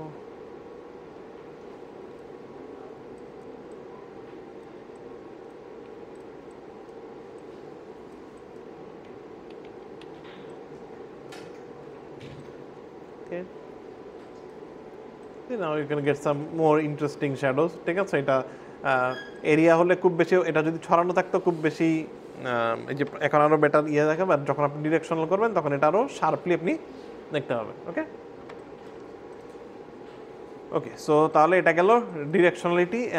Usually আপনি স্পটলাইট তৈরি করার ক্ষেত্রে এটা কাজে দিবে। ঠিক আছে, অথবা অনেক সময় আমরা এই এরিয়া লাইট দিয়েও সানলাইট ফেক করার ট্রাই করি, তখন আসলে ডিরেকশনাল করে দিই, সানলাইটটা ডিরেকশনাল থাকে। ওকে, রিয়েল লাইট ডিরেকশনের পার্টটাকে ম্যাপ করা হ্যাঁ একটা শেপ আমি ওয়ালে যখন ওটার উপরে লাইটটা করতেছি রাইট পারবেন। হ্যাঁ, এটা হচ্ছে এই যে এখানে টেক্সচার, পরের অংশে টেক্সচার। আপনি চাইলে লাইটের মধ্যে একটা টেক্সচার দিতে পারেন। সো আমি যদি এখান থেকে একটা সাদা কালো ইমেজ দিই টেক্সচার আকারে, সো ফর এক্সাম্পল লাইক আমি যদি এখান থেকে যে একটা চেকার বক্স দিই, আই থিঙ্ক একটা রিলোড দিতে হবে, এন্ড দেন এটাকে একটু ডিরেকশনাল করতে হবে, তা নাহলে বোঝা যাবে না খুব বেশি। এই যে দেখেন এখন দেখছেন ওই যে চেকার বক্স প্যাটার্ন চলে আসছে, এটাকে ডিরেকশনাল করতে হবে, তা নইলে ওই যে বোঝা যাবে না। এই যে এখন বোঝা যাচ্ছে হালকা। ঠিক আছে, so you get this checker box টাইপের প্যাটার্ন। এখানে আপনি গাছের ইয়ে দিতে পারেন, বা এখানে অ্যানিমেশন দিতে পারেন, গাছের পাতা নড়ার অ্যানিমেশন ব্ল্যাকের মধ্যে দিলে ওই যে জানলা দিয়ে যে ইয়েগুলো পরে ওই রকম আপনি গাছের ছায়া তৈরি করতে পারবেন, উইন্ডো তৈরি করতে পারবেন। এটাকে বলা হয় গোবো। ঠিক আছে, গোবো লাইটিং। সো বিভিন্ন শেপের, এবং এটা অনেক ইন্টারেস্টিং লুক দেয়। দেখেন অলরেডি সিনটা অনেক ইন্টারেস্টিং লাগতেছে দেখতে। ঠিক আছে, so it gives really nice interesting creative look. Okay okay, so আপনি চাইলে এভাবে টেক্সচার ইউজ করতে পারেন। Let's not use it now. Connection break করে দিলাম, টেক্সচার নাই। ওকে ফাইন, সো এখান থেকে আপনি টেক্সচার ইউজ করতে পারেন। লাস্টলি আর একটা দেখবো অপশন, আপনি চাইলে লাইটটাকে ইনভিজিবল করে দিতে পারেন, সো দ্যাট লাইটটা দেখা যাবে না কিন্তু লাইটের রেজাল্ট আপনি দেখতে পাবেন, লাইট সোর্সটা আপনি দেখতে পাবেন না। ওকে, এছাড়া আরও অনেক সেটিং আছে, বাট এগুলোর দরকার নেই আপাতত। ঠিক আছে, আউট অফ দ্য বক্স এই কয়েকটা সেটিং দিয়ে আপনি এরিয়া লাইট ফুল মাস্টার করে ফেলতে পারবেন। এরপর আরও কিছু আছে, এগুলো আসলে খুব বেশি এখন নেসেসারি না। ওকে, প্রাইমারি স্টেজে আর নেসেসারি না। বাই ডিফল্ট স্যাম্পলিং ট্যাম্পলিং হ্যান্ডেল বাই এভরিথিং ডিফল্টে যা দেওয়া আছে এগুলো ফাইন, সেটিং যা আছে ফাইন। সো এগুলো খুব বেশি দরকার নেই। তাহলে আমার সেটিং খুব অল্প একটা, পাওয়ার, কালার, ডিরেকশন, আর হচ্ছে যদি টেক্সচার দিতে চাই টেক্সচার, দ্যাটস ইট। ঠিক আছে, সো খুব সহজ। সো হ্যাঁ সিম্পল আছে। সো আই থিঙ্ক যে শুডেন্ট বি মানে রাইট স্কেলিং, পাওয়ার, কালার, ডিস্টেন্স, সিনের সাইজ, এই জিনিসগুলো মাথায় রাখলেই মোটামুটি এরিয়া লাইট সেট করে ফেলতে পারবেন। ঠিক আছে, পরে আমরা সেটআপ নিয়ে কথা বলবো যে কীভাবে সেট করা উচিত, এগুলো নিয়ে আমরা পরের ক্লাসগুলোয় কথা বলবো। আজকে যেহেতু একটা ইন্ট্রোডাক্টরি লাইটিংয়ের বিভিন্ন, সো আই থিঙ্ক যে হ্যাঁ এই যে টেক্সচারে দিয়ে দিবেন, এই যে এখানে যে টেক্সচারটা ছিল এখানে একটা র্যাম্প দিয়ে দেন, একটা র্যাম্প দিয়ে দেন। এই র্যাম্পে আপনি এখন বলে দেন যে এখান থেকে আপনি চুজ করে দেন কোথায় থাকবে, এটা তার আগে বুঝতে হবে র্যাম্পটা কোত্থেকে হচ্ছে। এটা স্মুথ না দিয়ে আপনি এটাকে নান করে দেন, তাহলে আরও হার্ড থাকবে। আগে লাইটটা ডিরেকশনাল করতে হবে, নাহলে বোঝা যাবে না, যেহেতু সফট লাইট বোঝা যাচ্ছে না খুব বেশি। এই যে র্যাম দিলাম, ডিরেকশনাল করে দিলাম। এখন আপনি এখান থেকে কন্ট্রোল করতে পারবেন যে কতটুকু চাচ্ছেন।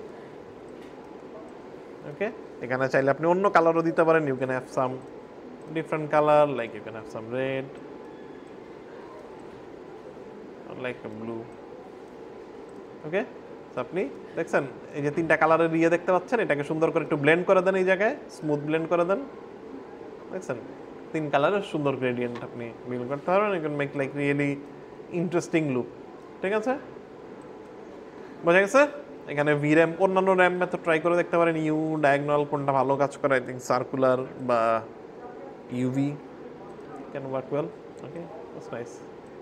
ওকে, so you can do this type of very nice render out of the box, খুব অল্প সেটিং ইউজ করে, এটা খুবই ইন্টারেস্টিং পার্ট। ওকে, সো যে কোনো রকমের টেক্সচার, সফট বক্স এগুলো অ্যাড করতে গেলে আপনি এখানে টেক্সচার অ্যাড করতে পারেন। সফট বক্সের অনেক সুন্দর সুন্দর টেক্সচার পাওয়া যায়, আপনি ওই সফট বক্সের টেক্সচার নামে এখানে প্লাগ করে দেবেন, ওই সফট বক্সের মতো সুন্দর সফট লাইট পড়বে, হার্ড থাকবে না, সুন্দর করে এজগুলো সফট হয়ে যাবে।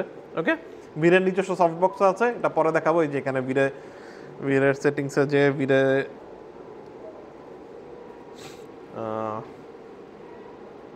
এই যে ভিডিও সফট বক্স আছে, এটা পরে সামনের কোনো ক্লাসে দেখাবো, আপাতত দরকার নেই। ওকে, সো এটা গেল আমাদের এরিয়া লাইট, এটা দিয়ে আমরা 90% আর্টিফিশিয়াল লাইট করে ফেলতে পারবো। ঠিক আছে, সো এটার সাথে আপনি আরও কিছু লাইট মিক্স করেন। সো আমরা যদি এটার সাথে আরেকটা এরিয়া লাইট নেই, this is one, duplicate it, আরেকটা লাইট নিলাম, let's use it as a fill light, এটাকে আমরা একটা ফিল লাইট হিসেবে ইউজ করব। ওকে, ওইটা ডিরেকশনাল ছিল, এটাকে আর ডিরেকশনাল রাখলাম, এটাকে নন ডিরেকশনাল করে দিলাম, এটার পাওয়ার আমি আরও কমাই দিব, জাস্ট একটা স্লাইট সে এখানে একটা লাইট দেয়। ওকে, ওকে, সো এটা গেল তাহলে এরিয়া লাইট, বোঝা গেছে? এটাকে এরিয়া লাইট বলা হয়, এটাকে রেক্টেঙ্গুলার লাইট বলা হয়। আর্নল্ডে এটার নাম প্রবাবলি এরিয়া লাইট, ভিরেতে এটাকে বলা হয় রেক্টেঙ্গুলার লাইট, ইয়েতে রেড শিফটেও এটাকে এরিয়া লাইটই বলে। সো এই লাইট আপনি সব সফটওয়্যারেই পাবেন ডিফারেন্ট ডিফারেন্ট নামে, জিনিস একই, কাজই একই। ঠিক আছে, রেড শিফটে হয়তো অন্য নামে বলতেছে, বাট লাইটের কাজ একই। Okay, so this is our area light. তাহলে এটা গেল আমাদের একটা কি ইম্পর্টেন্ট লাইট।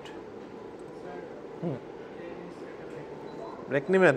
আচ্ছা ঠিক আছে, একটা ব্রেক নেন। Let's give a 10 minutes break, 10 10টা 10 ব্রেক করে। ওকে,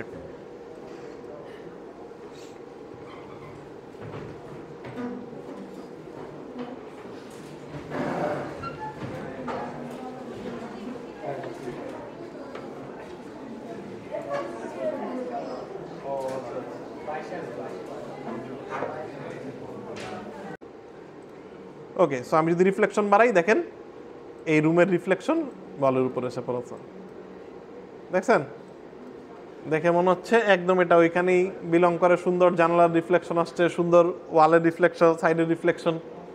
okay, so that's your HDRI light. আমি যদি সেটিংগুলো আরেকবার দেখি, প্রথম সেটিং কালার টালার দিয়ে কাজ নাই, আমার কাজ হচ্ছে এখানে।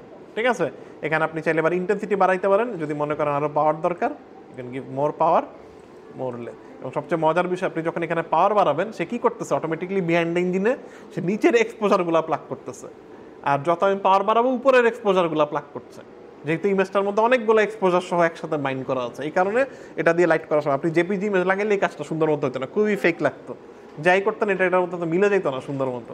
ঠিক আছে, so that's very powerful. Let's save it 1, ডিফল্টে 1 রাখি। এখানে যে ফাইনাইট ডোমের সেটিং আছে, এটা আসলে লাইটিং এর কিছু না, এটা যে ব্যাকগ্রাউন্ডের ইমেজটাকে একটু মডিফাই করে, সো দ্যাট আপনার দেখতে যেন মনে হয় মানে একটু দেখে টেকে আরাম করে কাজ করতে পারেন। ঠিক আছে, সো এটা দিয়ে চাইলে আপনারা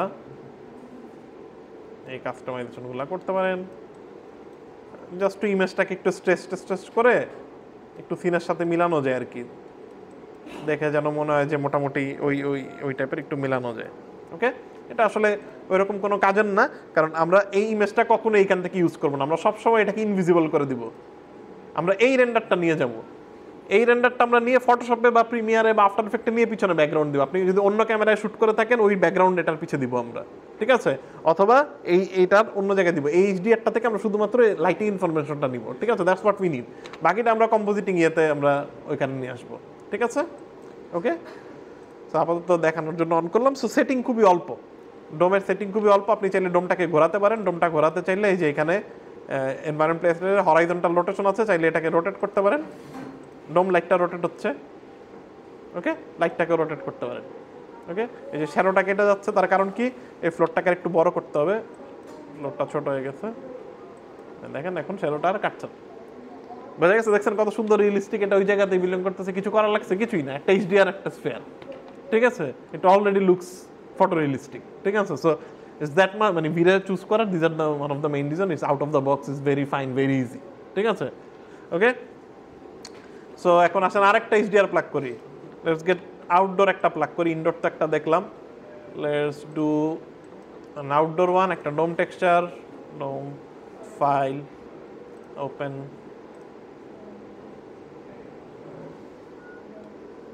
downloads, say this one, nice.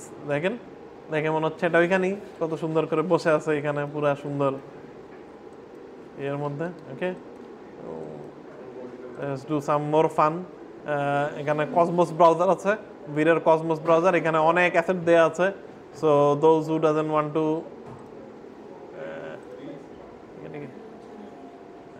I think কারো না কারো অ্যাকাউন্ট সেভ করা থাকা উচিত।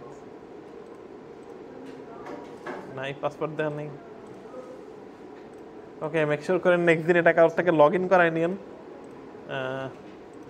এটা আমার অ্যাকাউন্টে এখানে লগ ইন করা যাবে না, এখানে অনেক অ্যাসেট আছে, এগুলো তো এখন ডাউনলোড করতে দিবে না। I can just quickly log into my account.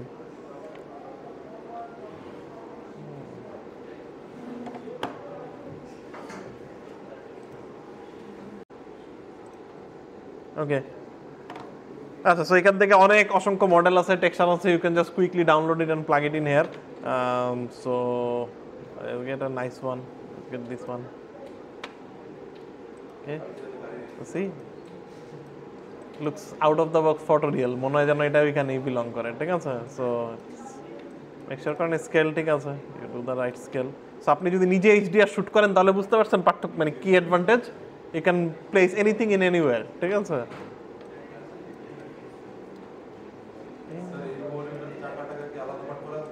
না, এটা আলাদা করা নাই, সো আপনাকে সবকিছু চাইলে তো সমস্যা। Okay, let's do final dome, do 500, okay. আচ্ছা, ঠিক আছে, এই জিআরটাকে একটু অ্যাডজাস্ট করতেছি, জাস্ট টু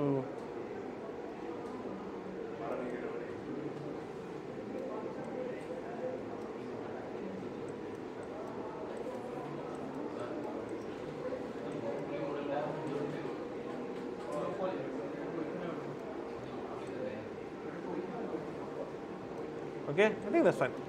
ওকে, হ্যাঁ, এই যে এখানে লো পলি দেখাচ্ছে, আসলে এটা লো পলি না, এটা ভিরে প্রক্সি, ঠিক আছে, ভিরে প্রক্সি করা এটা। এটা বেসিক্যালি অনেক, এখানে প্রিভিউ জিওমেট্রি দেখাচ্ছে, এটা ফুল জিওমেট্রি হচ্ছে এরকম,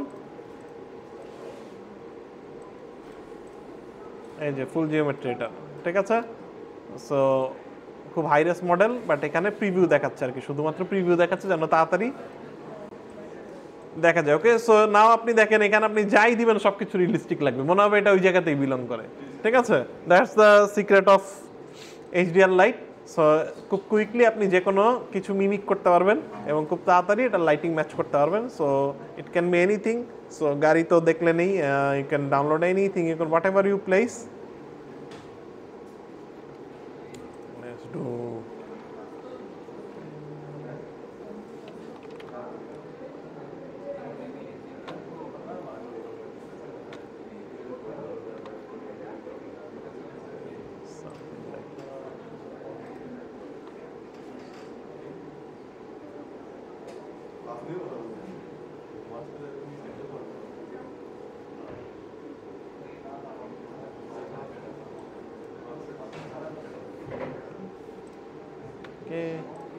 অন্য অবজেক্ট বসান, ইটস ভেরি সেম।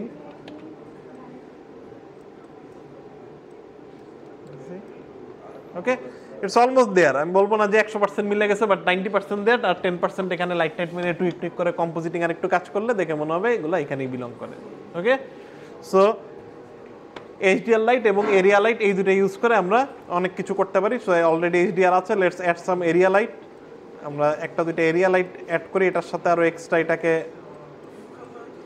ইয়ে করতে, ধরেন মনে হতে পারে যে সাইড থেকে একটু লাইট আসতে পারে, সাইড থেকে আর একটু, এই কথা বলেন না পিছে, সেট আবার হ্যাং করেছে, ফাইন।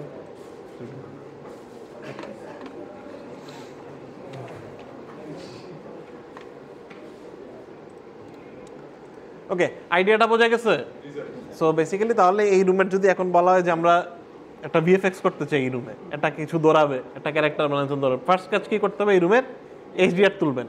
এইচডিআর এর জন্য তাহলে কি করবেন, 360 ক্যামেরা ইউজ করতে পারেন, ইনস্টা 360, গোপ্রো 360, যে কোনো 360 ক্যামেরাতেই you can go and do it. Mobile দিয়েও করতে পারেন। 360 ইমেজ যদি না পান, একবারই ক্যামেরা যদি না থাকে, তাহলে যেটা করতে পারেন, ফোনে একদম ওয়াইড লেন্স ইউজ করে যতটুকু সম্ভব দূরে যে এই কাজটা করতে পারেন। পুরোপুরি আসবে না, বাট অর্ধেক আসবে। ফটোশপে নিয়ে এই অর্ধেকে আবার ডুপ্লিকেট করে এদিকেও দিয়ে দিবেন, উপরেও দিয়ে দিবেন, নিচেও দিয়ে দিবেন, একই ইমেজ রিপিট মেরে দিবেন উপর নিচে। পুরোপুরি অ্যাকুরেটলি হবে না, but it will be there in somehow, মানে অ্যাটলিস্ট 50% ওই বরাবর হবে আর কি। আর সবচেয়ে ভালো অপশন হচ্ছে একটা 360 ক্যামেরা দিয়ে এটা করা। আপনাকে 7টা ছবি তুলতে হবে, এটা আমরা নেক্সট দিন তুলব না। ওকে, সো ওকে, তাহলে এটা হচ্ছে আমাদের এইচডিআর লাইট। আমরা কুইক আরেকবার সেট করি, সেভ করা দরকার ছিল।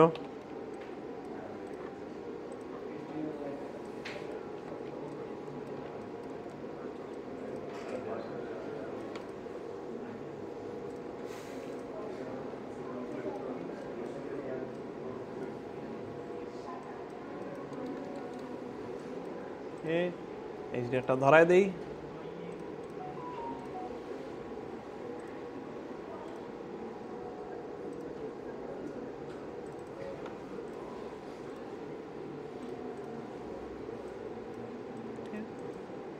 ওকে, আমি এই গ্রাউন্ডটাকে শ্যাডোটা হাইড করে শুধু শ্যাডো দেখতে চাইলে গ্রাউন্ডটা ধরে এই যে এখান থেকে shadow catcher material, right click, apply shadow catcher material.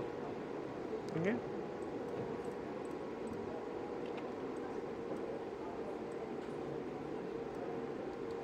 ওকে, আপনি যদি এটাতে একটু, আমি একটা ভিরে ম্যাটেরিয়াল দিয়ে নিলাম, ভিরে ম্যাটেরিয়াল, আমি এটা একটু রিফ্লেকশন বাড়ায় দিলে সুন্দর পুরো এরিয়াটা এখানে রিফ্লেক্টেড হচ্ছে। ওকে, তাহলে আপনি যদি এখন এই রুমটাকে বানাতে চান, কি করতে হবে? প্রথমে এইচডিআর লাইট ক্যাপচার করবেন। কি ব্যাপার, এই ইউপিএস নাকি? আচ্ছা, সো একটা আপনি এইচডিআর ক্যাপচার করবেন এবং হচ্ছে আপনি আপনার অন্য ক্যামেরা দিয়ে শ্যুট করবেন। বেসিক্যালি আগে এইচডিআরটা ক্যাপচার করে নেবেন এবং যেটা করতে হবে, যদি আপনারা কেউ ভিএফএক্স করেন, এটা খুব ইম্পর্টেন্ট, লাইট চেঞ্জ হলে আপনাকে আবার এইচডিআর নিতে হবে। ঠিক আছে, ধরেন সকালবেলা যে এইচডিআর নিলেন, বিকালবেলা কিন্তু লাইট চেঞ্জ হয়ে যাবে, সো আপনাকে আবার এইচডিআর নিতে হবে। ওকে, এবং প্রত্যেক সেটে একবার করে এইচডিআর নিতে হবে, কারণ সেট যতবার চেঞ্জ হবে সেখানে ওইটাই। সো তাহলে ফার্স্টের কাজ হচ্ছে এইচডিআর নেবেন, নিয়ে মেকশিওর করবেন মডেলগুলো যদি ভালো কোয়ালিটি হয়, মডেলগুলো আবার ভালো কোয়ালিটির হইতে হবে। একদম লো পলি হলে সুন্দর টেক্সচার না থাকলে কিন্তু আবার হবে না। ঠিক আছে, সো মডেলগুলো আপনি ওইভাবে বানালে সুন্দর লাইটিং হয়ে যাবে। এটা ভিএফএক্স এর ক্ষেত্রে। আর নর্মাল ক্ষেত্রেও আপনি যদি একটা এইচডিআর দিয়ে শুরু করেন, সবসময় একটা এইচডিআর দেন, তার সাথে আরও এক্সট্রা লাইট টাইট দেন, আপনার ফুল সিজি, আপনার কোনো রিয়েল ওয়ার্ল্ডের সাথে ম্যাচ করার কিছু নাই, কিন্তু একটা এইচডিআর দিয়ে স্টার্ট করলে একটা স্টার্টিংয়ে একটা বেসিক রিয়েলিজমটা চলে আসবে। তারপরে আপনি সাথে আরও এক্সট্রা লাইট দিয়ে এটাকে আরও বিউটিফিকেশন করেন। ধরেন একটা প্রোডাক্টের অ্যাড করতেছেন, ধরেন একটা ফোন বা যে কোনো একটা প্রোডাক্টের ভিজুয়ালাইজ করতেছেন, একটা সুন্দর স্টুডিও এইচডিআর নেন, স্টুডিওর এইচডিআর নেন, নিয়ে প্লাগ করেন, এমনি দেখবেন 50% লাইটিং হয়ে গেছে। তারপরে আরও বাকি জিনিসপত্র অ্যাড করতে থাকেন। So it's always a very good starting point. Okay, so আমরা দুইভাবে সিজিতে রেন্ডার স্টার্ট করি, একটা হচ্ছে স্ট্যান্ডালোন লাইট, আর একটা হচ্ছে এইচডিআর দিয়ে। এইচডিআর দিয়ে হচ্ছে এটা এই ভার্সন, যে আপনি একটা এইচডিআর দিয়ে শুরু করলেন, তারপরে আরও এক্সট্রা লাইট অ্যাড করলেন। আর স্ট্যান্ডালোন হচ্ছে একদম পুরা বেসিক পুরা লাইটটা দিয়েই করা, বাট এটা তো অনেক আপনি আরও পাকা না হলে মানে পাকা বলতে বোঝাচ্ছি যে আরও বেশি চর্চা না করলে ওইটা আসলে আউট অফ দ্য বক্স সুন্দর আনার একটু ডিফিকাল্ট। ওকে, সো আপনার যদি সিনটা হয় আউটডোরের, দিনের বেলার স্কাই প্লাগ করেন, স্কাই এনভায়রনমেন্ট এগুলো প্লাগ করেন, ইনডোর হইলে একটা সুন্দর ইনডোরের প্লাগ করেন। নট নেসেসারিলি আপনি যেটা বানাইতে চাইছেন ওইটারই এইচডিআর আপনার হাতে থাকতে হবে, দরকার নেই। কাছাকাছি একটা এইচডিআর থাকলে অনেক সময় হয়ে যায়। ঠিক আছে, যেটা আসলে হুবাহু মিলানো কঠিন, বাট ধরেন কাছাকাছি। ধরেন আমি এই যে এইচডিআরটা, এটা দেখেন একটু গ্লুমি আউটডোর ওয়েদার। সো আমি যদি একটা গ্লুমি আউটডোর ওয়েদারে কিছু দেখাইতে চাই, আমি এই টাইপের এইচডিআর ইউজ করতে পারি। আমি তো এইচডিআরটা দেখাবো না, ব্যাকগ্রাউন্ডটা তো আমি বন্ধ করে দিব, আমি তো এইচডিআরটা দেখাবো না, আমি আলটিমেটলি জাস্ট লাইটটা ক্যাপচার করতে যাচ্ছি। লাইটটা, শ্যাডোটা, লাইটের কালারটা, কোনো ক্ষেত্রে রিফ্লেকশনটা। আপনার এই সিনে যদি অন্যান্য অবজেক্ট থাকে, ওগুলা রিফ্লেকশন এমনি চলে আসবে সিজিতে, আর সাথে একটু অন্যান্য এইচডিআর আকাশ টাকাশের রিফ্লেকশন আসলে এটা রিয়েলিজম অনেক বেশি লাগবে। ওকে, হ্যাঁ হ্যাঁ, এই যে ইন্টেন্সিটি বাড়াবেন কমাবেন, এই যে আপনি যেই এইচডিআরটা ধরলেন এখানে, এই যে ইন্টেন্সিটি বাড়াইলেন, বেড়ে গেল। ঠিক আছে, ওকে, আপনি এভাবে বাড়াতে কমাতে পারবেন। ঠিক আছে, তো আপনি অ্যাডজাস্ট করে নিলেন যতটুকু লাগে, কম বেশি হলে বেশি। না, এটা দিয়ে এখানে করা যায় না। ঠিক আছে, আপনার এইচডিআর অ্যাপ তো আপনি সকাল সন্ধ্যা করতে পারবেন, আপনার সকাল সন্ধ্যার ছবি তোলা লাগবে। ঠিক আছে, হ্যাঁ হ্যাঁ, এইটা ধরেন সন্ধ্যার দিকে আপনি ওইভাবে এইচডিআর নামাবেন, যদি নেট থেকে নামায় নেন। আপনি যদি একটা সন্ধ্যার সিন বানাইতে চান, আপনি ডাউনলোড করার সময় একটা সন্ধ্যার সিনই নামাবেন। ওকে ওকে, সো তাহলে এটা গেল HDR, it's a very good starting point. বোঝা গেছে? আচ্ছা, এখন এইচডিআর একটা অল্টারনেটিভ আছে, যে আপনি যেটা বললেন, দিনের বেলা রাত্রেবেলা আমি ইচ্ছা মতো কন্ট্রোল করতে চাই। ঠিক আছে, যেটার নাম হচ্ছে ভিরে সান অ্যান্ড স্কাই। ঠিক আছে, তো আপনি চাইলে হয় এইচডিআরআই নাহলে ভিরে সান স্কাই, দুইটা দিয়ে করতে পারেন। Let's see VRay sun sky. Okay, so আজকের দিনের last light VRay sun sky দিয়ে আমরা শেষ করবো। সো ডোম লাইট শেষ। এইচডিআর স্কেল করার কোনো দরকার নেই, স্কেল করলে কোনো কিছু হবে না, বড় ছোট করলে কোনো চেঞ্জেস নেই। মুভ করেও লাভ নেই, এটা তো একটা 360 নাড়ায় লাভ নেই, শুধু রোটেট করলে কাজ হবে। ঠিক আছে, এছাড়া আর কোনো এটার কোনো ফাংশন নেই। ঠিক আছে, সো অন্যান্য কিছু করা দরকার। রোটেটটা কিভাবে করবেন? রোটেটটা হচ্ছে অবজেক্টটা ধরে এই যে এখানে, এই যে ভিরে প্লেসমেন্ট টেক্সচারে যাবেন, ট্যাবে, সেখান থেকে যে হরাইজন্টাল রোটেশন, ঠিক আছে, এবং ভার্টিক্যাল রোটেশন, দুইটাই আছে, আপনি দুইভাবেই রোটেশন করতে পারেন। ওকে, সো রোটেশনটা এই জায়গায়, শুধুমাত্র রোটেশন করবেন। এইচডিআর শুধুমাত্র রোটেশন, বড় ছোট করে কোনো লাভ হবে না। আর যদি এইচডিআরটা সেট করতে চান দেখার জন্য, এখানে ভিউপোর্টে দেখার জন্য, এখানে এই যে ফাইনাইট ডোম আছে, এই ফাইনাইট ডোমে এখানে এই ভ্যালুগুলো নাড়াচাড়া করে মোটামুটি একটা দেখার মতো একটা ভার্সনে নিয়ে আসতে পারবেন। এটা আমি খুব বেশি ইউজ করি না, জাস্ট টু আপনাদেরকে কুইক ভিজুয়ালাইজ করার জন্য দেখাইলাম যে আপনি চাইলে একটা ব্যাকগ্রাউন্ড হিসেবে এটাকে ইউজ করে কাজ চালাইতে পারেন। ঠিক আছে, আপনারা এটা দেখে নিন, এটা জাস্ট ভিজুয়ালাইজেশন পারপাসে আর কি। ঠিক আছে, ভিজুয়ালাইজেশন পারপাসে এটা অনেকে ইউজ করে, মানে মোটামুটি এখানেই এটাকে সেট করে ফেলে। এটা যেটা করে বেসিক্যালি এই ইমেজটাকে একটা ফ্লোর বানায় দেয়, যেন ফ্লোরের মধ্যে ফ্লোর লাগে আর কি, জাস্ট এটা একটা ফেক করে আর কি। ওকে, এনিওয়েজ, ওকে, তাহলে clear VRay dome light? Okay, let's see the last one, VRay sun sky. Delete করে দিলাম, স্টপ। এটা হচ্ছে এই যে এখানে এই যে ভিরে সান, ভিরে স্কাই। ঠিক আছে, আমরা একটা প্রথমে ভিরে সান বানাবো, তারপরে ভিরে স্কাই বানাবো, দুইটাই বানাবো। ঠিক আছে, একটা ভিরে এক ক্লিক করলাম, ভিরে সান বানাইলাম, স্কাই বানালাম, দুটা সিনের মধ্যে দুইটা জিনিস আসলো, একটা সান আসলো, একটা স্কাই আসলো। আপনি যদি এটা ওপেন করে এটা ধরে এখন নাড়ান, এই যে এটা আপনার সান, আপনি চাইলে ডিরেকশন চেঞ্জ করতে পারবেন। ওকে, এখন আপনি যদি রেন্ডার দেন,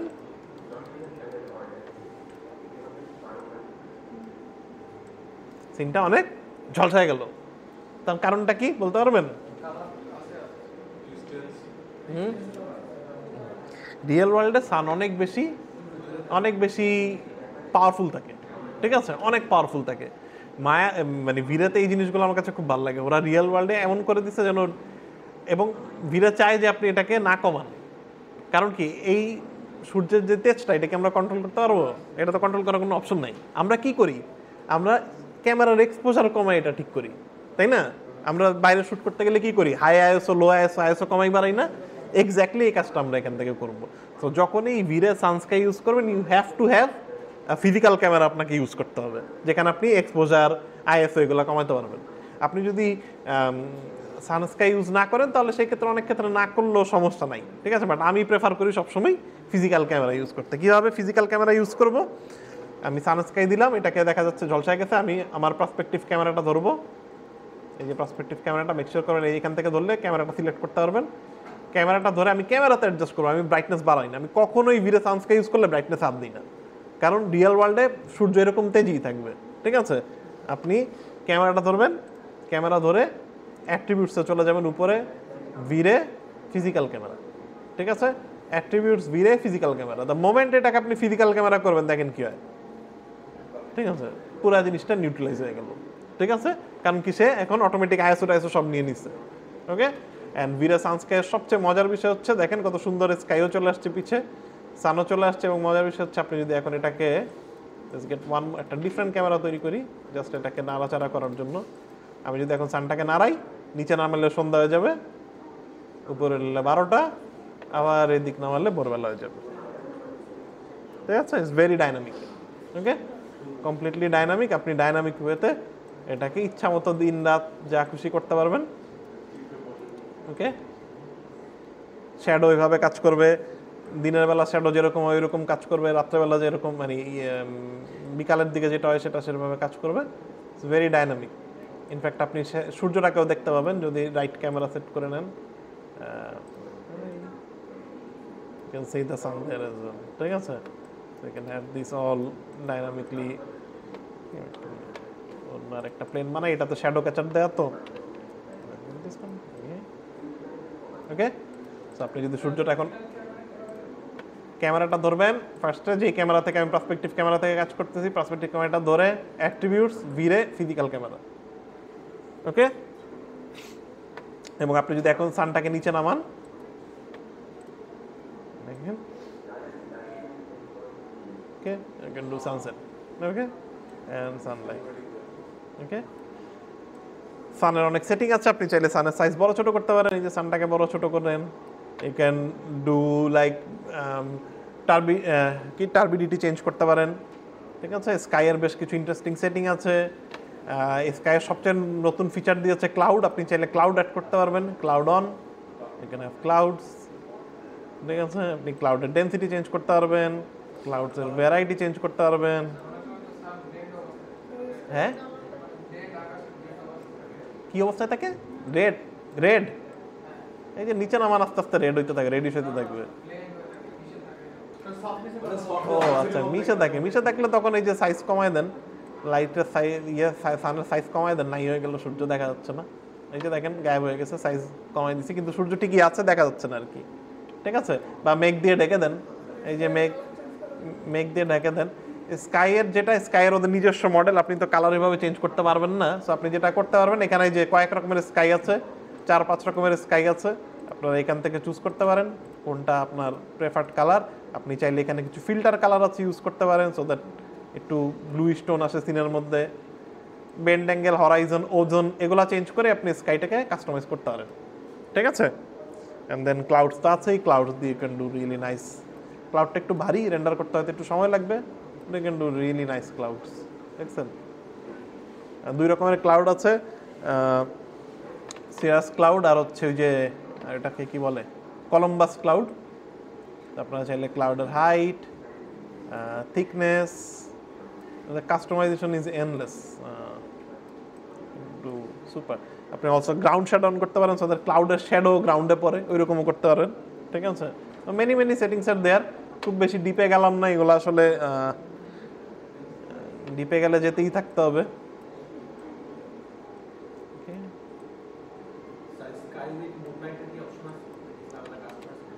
কোনটা? মুনলাইট? না, এখানে মুনলাইটের অপশন নাই, বাট ইউজুয়ালি মুনলাইট আমরা এরিয়া লাইট দিয়ে এফেক্ট করি, ঠিক আছে, সো এটা দিয়ে এফেক্ট করতে পারবো। ওকে, okay, so that's ভিরে sun sky, খুবই পাওয়ারফুল। আপনারা চাইলে এইচডিআর দিয়ে না শুরু করে এটা দিয়েও শুরু করতে পারেন, ঠিক আছে, it's up to you.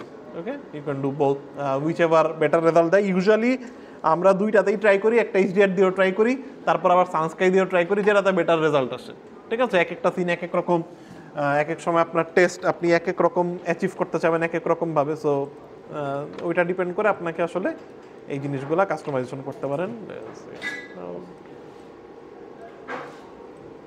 Okay, so এটা গেল ভিরে সান স্কাই, খুবই পাওয়ারফুল এবং খুবই আমার কাছে one of the best sun and sky system. Then any offline রেন্ডারের মধ্যে সবচেয়ে ভালো ভিরের সান স্কাই, সবচেয়ে আমার কাছে মনে হয় আউট অফ দ্য বক্স খুবই চমৎকার। You can do really cool sky, খুব অল্প সময়ে আপনি বানাতে পারবেন, ঠিক আছে। লুক এট দিস ডিটেল, ঠিক আছে, একদম ডিটেলি, এখানে lights, everything looks so natural. এর সাথে যদি আপনি কিছু এক্সট্রা লাইট ইউজ করেন, হয়তো এখানে একটু অন্ধকার লাগতেছে, এটাতে আরও ইয়ে লাগবে, সো আপনি আরও কিছু এক্সট্রার সাথে লাইট ইউজ করেন, you can do really nice আর এর সাথে যদি আপনি কিছু এরিয়া লাইট ইউজ করেন,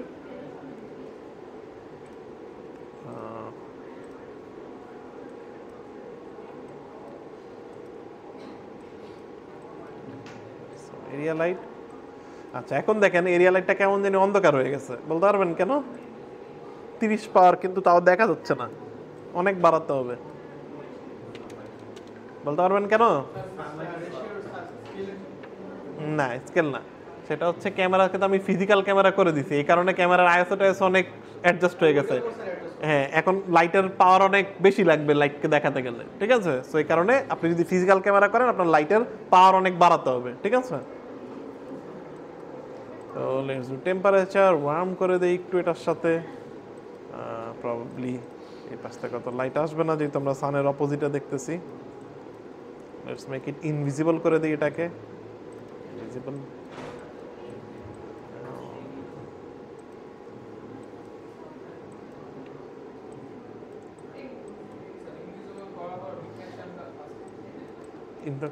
করার পরে হ্যাঁ রিফ্লেকশন তো থাকবেই, লাইটের সোর্সের তো রিফ্লেকশন থাকবে, রিফ্লেকশন তো আর অফ করতে পারবেন না, রিফ্লেকশন অফ করতে আপনি চাবেনও না, ঠিক আছে? কারণ রিফ্লেকশন অফ হয়ে গেলে তার দেখতে ভালো লাগবে না জিনিসটা, ঠিক আছে? You want the light to have reflection, ঠিক আছে? এটা আপনি চান, আপনি চাইলে এটাও অন অফ করতে পারেন, আপনি চাইলে স্পেকুলার বন্ধ করে দিলে রিফ্লেকশন চলে যাবে লাইটের, ঠিক আছে? But you don't want it, ঠিক আছে? সো ইউজুয়ালি আমরা রিফ্লেকশন রাখতে চাই, অবজেক্টটা যদি শাইনি হয় লাইটের রিফ্লেকশন পড়বেই, ওইটা যদি না পড়ে তাহলে অবজেক্টটাকে শাইনি মনে হবে না, অবজেক্টটাকে ফেক লাগবে, ঠিক আছে? দ্যাটস ওয়াই শাইনি অবজেক্টে রিফ্লেকশন পড়বেই। আপনাকে লাইটটা এখন সেট, আপনি যদি রিফ্লেকশন দেখতে না চান আপনাকে লাইটটা সেট করতে হবে এমনভাবে যেন রিফ্লেকশন না আসে, লাইটটাকে আরও সাইডে ফেলেন, ঠিক আছে? বা উপরের দিকে ফেলেন, ওকে? চিকন করেন লাইটটাকে বা এই পাশ থেকে স্ট্রেচ করেন, ওকে? ঠিক আছে? So that's how you do it. আপনার একটু পাওয়ার কমায় দিই,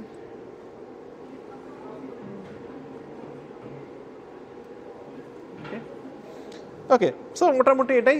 so that's the area light.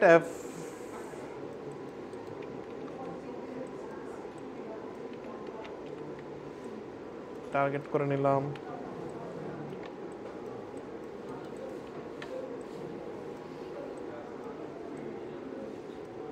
Okay okay.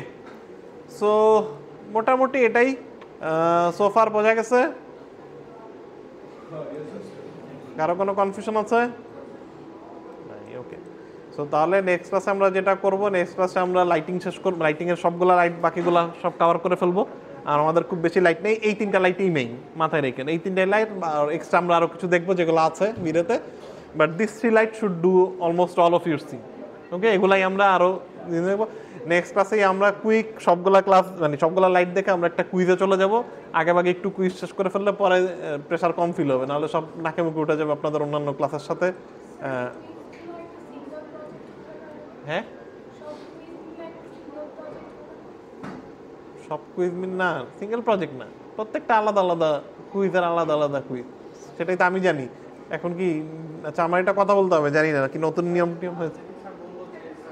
কুইজের 15 mark আর 5 মার্কসের অ্যাসাইনমেন্ট, 20 মার্কসের একটা প্রজেক্ট রেডি করতে হবে, একটা বিগ স্কেলে পোর্টফোলিওতে রাখার মতো। আচ্ছা, লাইভ এক্সামের ক্ষেত্রে ওটা পোর্টফোলিও রাখার মতো হ্যাভি প্রজেক্ট। ও আচ্ছা আচ্ছা, ঠিক আছে, এই বিষয়টা আমি কালকে আপনাদেরকে ক্লিয়ার করবো, আমি আজকে একটু কথা বলে যাবো না।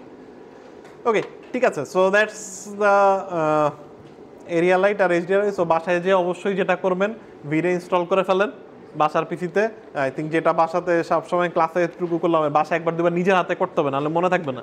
দেখে দেখবেন যে মনে হবে সবই সোজা, নিজে করতে গেলে দেখবেন হচ্ছে না, ঠিক আছে? So make sure you put your hands on it, ঠিক আছে? আদারওয়াইজ কিন্তু দেখে দেখে অনেকে থাকে না যে সব দেখছি বুঝছি, তারপরে পরীক্ষার আগে যে সব সব একসাথে করবো, হবে না এটা, ঠিক আছে? You can't figure it out, it goes, it will মানে ইট উইল বি ডিফিকাল্ট, আস্তে আস্তে ডিফিকাল্ট হতে থাকবে, ঠিক আছে? সো দ্য ওয়েটাকে করার একমাত্র উপায় হচ্ছে you have to just do it, ঠিক আছে? গো হোম অ্যান্ড জাস্ট একবার দুবার প্র্যাকটিস করে, আমার কাছে মনে হয় 20 মিনিট দেখলেই হবে, জাস্ট 20 মিনিটস দেখলেই শুড বি ফাইন।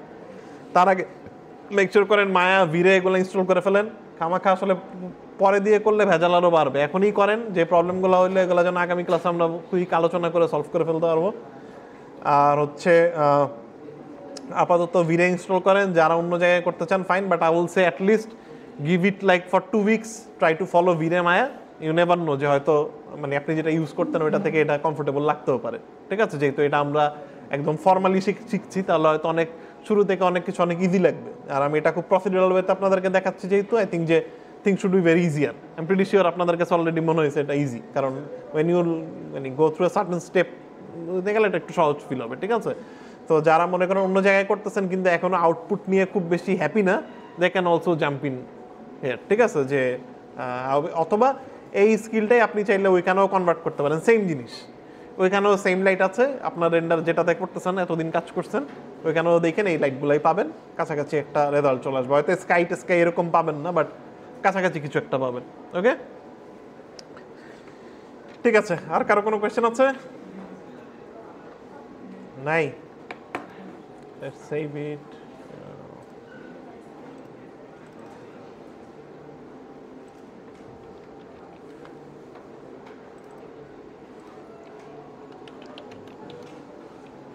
আপনাদের কোর্স কোড এটা কত? 2450 নি? 0211 313।